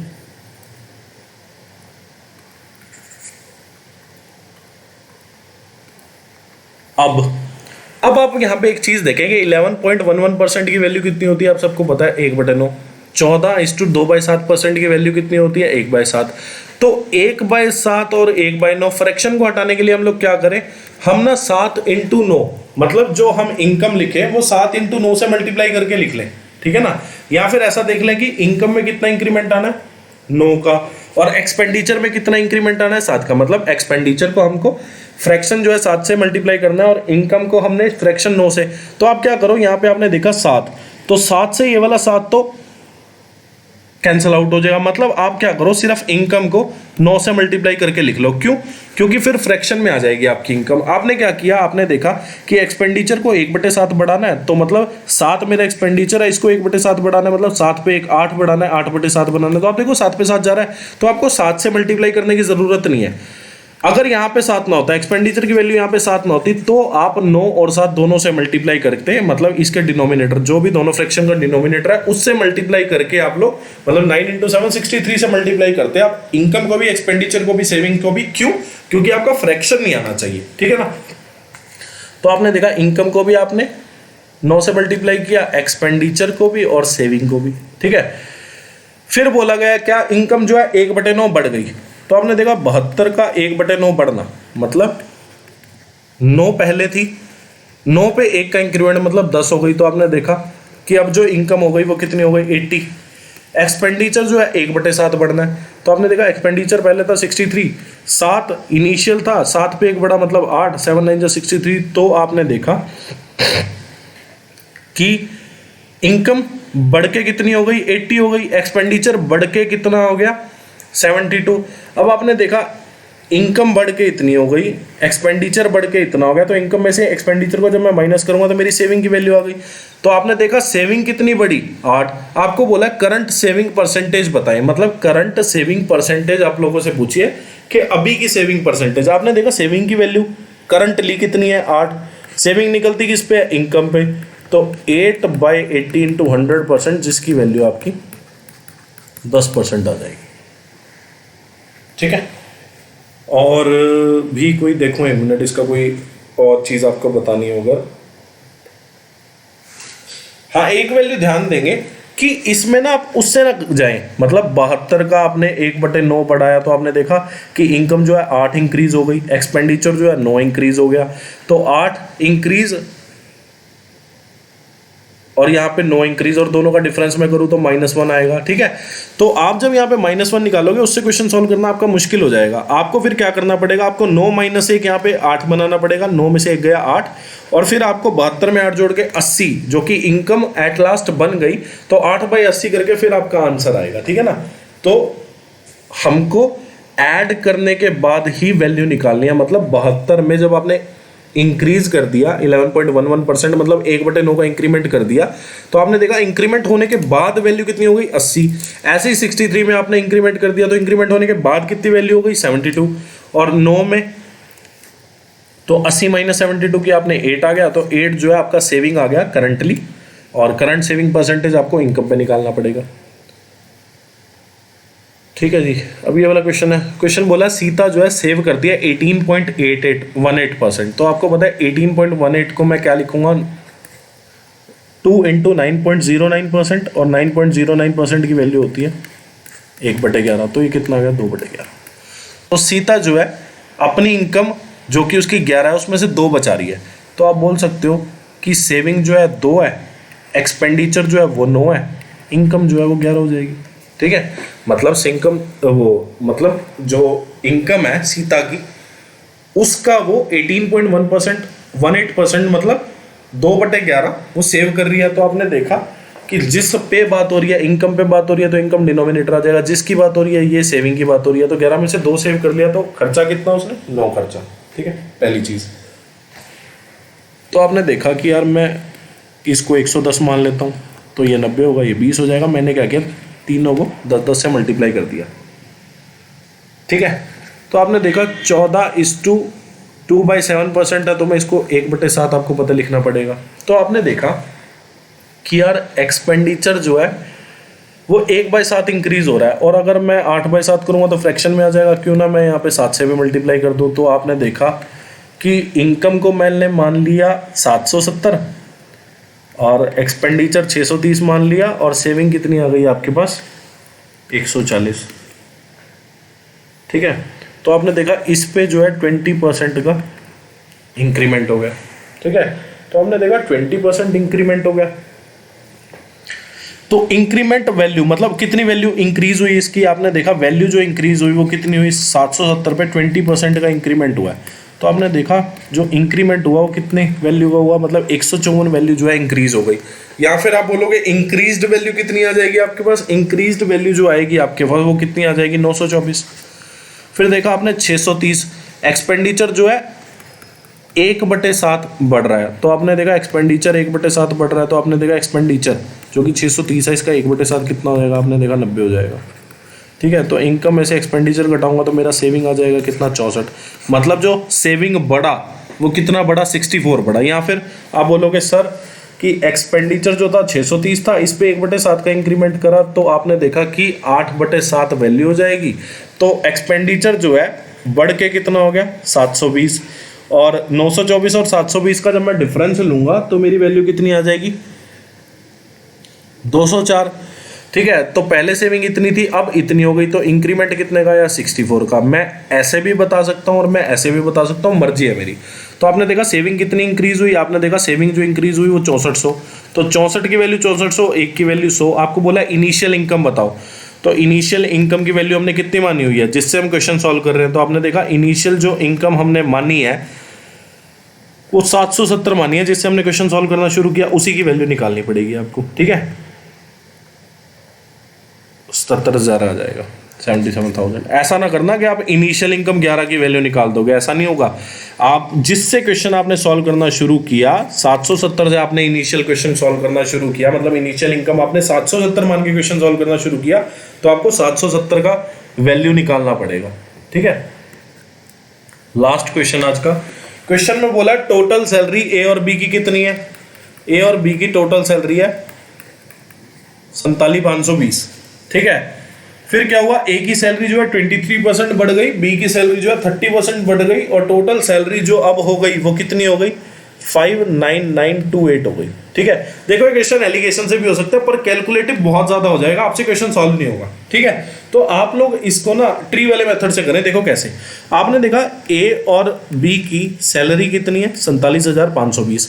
आपने देखा जब ए की सैलरी 23% बढ़ गई और बी की सैलरी 30% बढ़ गई, तो सैलरी इंक्रीमेंट हो कितना गया 59928। तो आपने देखा कि सैलरी इंक्रीज कितनी हुई, आपने देखा 12,408, मतलब 12,408 जो है वो सैलरी बढ़ गई ए और बी की टोटल मिला के। जब ए की सैलरी में 23% इंक्रीमेंट आया और बी की सैलरी में 30% इंक्रीमेंट आया, तो टोटल जो इंक्रीमेंट आया है ए और बी की सैलरी में वो कितने का आया 12,408, जिसके वजह से जो फाइनल सैलरी है वो आपकी कितनी होगी 59928। तो आपने देखा इंक्रीमेंट कितने का आया ए और बी दोनों में मिला के 12,408। आपने क्या किया, जिसमें कम परसेंट इंक्रीज हुए वो आपने यहां लिख लिया, जिसकी ज्यादा परसेंट सैलरी इंक्रीज हुई उसको आपने यहां लिख लिया। तो आपने देखा ए की सैलरी 23% इंक्रीज हुई, इसकी सैलरी कितनी हुई 30%। 30% को आप ए की सैलरी के हिसाब से निकाल लो, तो आपने देखा ए की सैलरी के हिसाब से ये 7% ज्यादा इंक्रीज हुई। ठीक है, ए की सैलरी 23 है तो 30 को मैं 23 + 7 लिख लूंगा, मतलब बी की सैलरी जो है ए की सैलरी से 7% ज्यादा इंक्रीज हुई। आपने देखा अब सबसे पहला स्टेप क्या है इसको सॉल्व करने का, आपने देखा कि टोटल इनकम कितनी है ए और बी की 47,520, इसका 23% निकाल लो। तो आपने 47,520 का जब 23% निकाला तो आपने देखा कि वैल्यू जो आएगी वो कितनी आएगी 10929.6। तो आपने 10929.6 से माइनस कर दिया। अब क्या करो कि जो दोनों का टोटल इंक्रीमेंट आया उससे ये वैल्यू माइनस कर दो, जो कि 47,520 का 23% है। तो आपने देखा 1478.4 आ गया। अब ये जो 1478.4 आया है ना, फालतू जो वैल्यू थी, मतलब बी का जो ए के हिसाब से फालतू वैल्यू था उसकी वैल्यू है मतलब 7%। बी के 7% की वैल्यू आपके पास इतनी आ गई, तो 1% की वैल्यू कितनी आएगी। अब 1% की वैल्यू ये आ गई तो 100% की वैल्यू कितनी आ जाएगी, मतलब बी की जो सैलरी है वो आपके पास कितनी आ जाएगी, इतनी। अब बी की जो सैलरी है वो आपके पास आ गई 21,120। तो सैलरी ऑफ ए कितना हो जाएगा, सैलरी ऑफ ए जो होगा वो टोटल सैलरी जो कि 47,520 है, इसमें से आप 21,120 को माइनस कर देंगे तो आप देखेंगे यहाँ पे कि 26,400 जो है वो ए की सैलरी आ जाएगी। आपको पूछा है दोनों की सैलरी का डिफरेंस बताए, तो 26,400 और 21,120 का डिफरेंस आपसे पूछा है। तो आपने देखा कि ये तो 280 5280, मतलब दोनों की सैलरी में जो डिफरेंस है वो कितना हो जाएगा आपके पास, दोनों की सैलरी में जो डिफरेंस है वो आपके पास आ जाएगा 5280 रुपये, और यही आपसे पूछा है find the difference between their salary. ठीक है, तो 5280 जो है आपका करेक्ट आंसर हो जाएगा। और इसी के साथ आपके इनकम बेस्ड जो क्वेश्चन है वो खत्म होते हैं परसेंटेज चैप्टर के। अब नेक्स्ट जो आपके क्वेश्चंस मैं कराऊंगा वो रिमेनिंग बेस्ड क्वेश्चंस होंगे, मतलब जो रिमेनिंग के क्वेश्चन होते हैं, और मिक्सचर बेस्ड क्वेश्चन होंगे, कंजप्शन बेस्ड होंगे और मेंसुरेशन बेस्ड क्वेश्चन होंगे। मतलब ये चलते चल जाएंगे हम 4, मतलब ये लगा लो आपकी 6-7 वीडियोस और बनेंगी इसकी परसेंटेज की। और एक चीज क्या, मैं एक दिन छोड़ के आपको, मतलब हफ्ते में 3 दिन प्रोवाइड करूंगा आपको चैप्टर्स की वीडियो, मतलब अरिथमेटिक मैथ्स की वीडियो, और एक दिन छोड़ के आपको वीडियो मिलती रहेगी। ठीक है ना, तो वीडियो को लाइक कर देना, बहुत मेहनत लगी है। चैनल को सब्सक्राइब कर देना, शेयर कर देना फ्रेंड रिलेटिव नोन जो भी तैयारी कर रहा हो। कमेंट कर देना अपने प्रीशियस रिव्यूज, और जो क्वेश्चन आपको एचडब्ल्यू में दिए, शायद एक आधा दिया है, ठीक है, उसका आंसर दे देना, फॉलो कर लेना। Thanks for watching this video. आप लोग खुश रहें, तैयारी करते रहें। Thank you.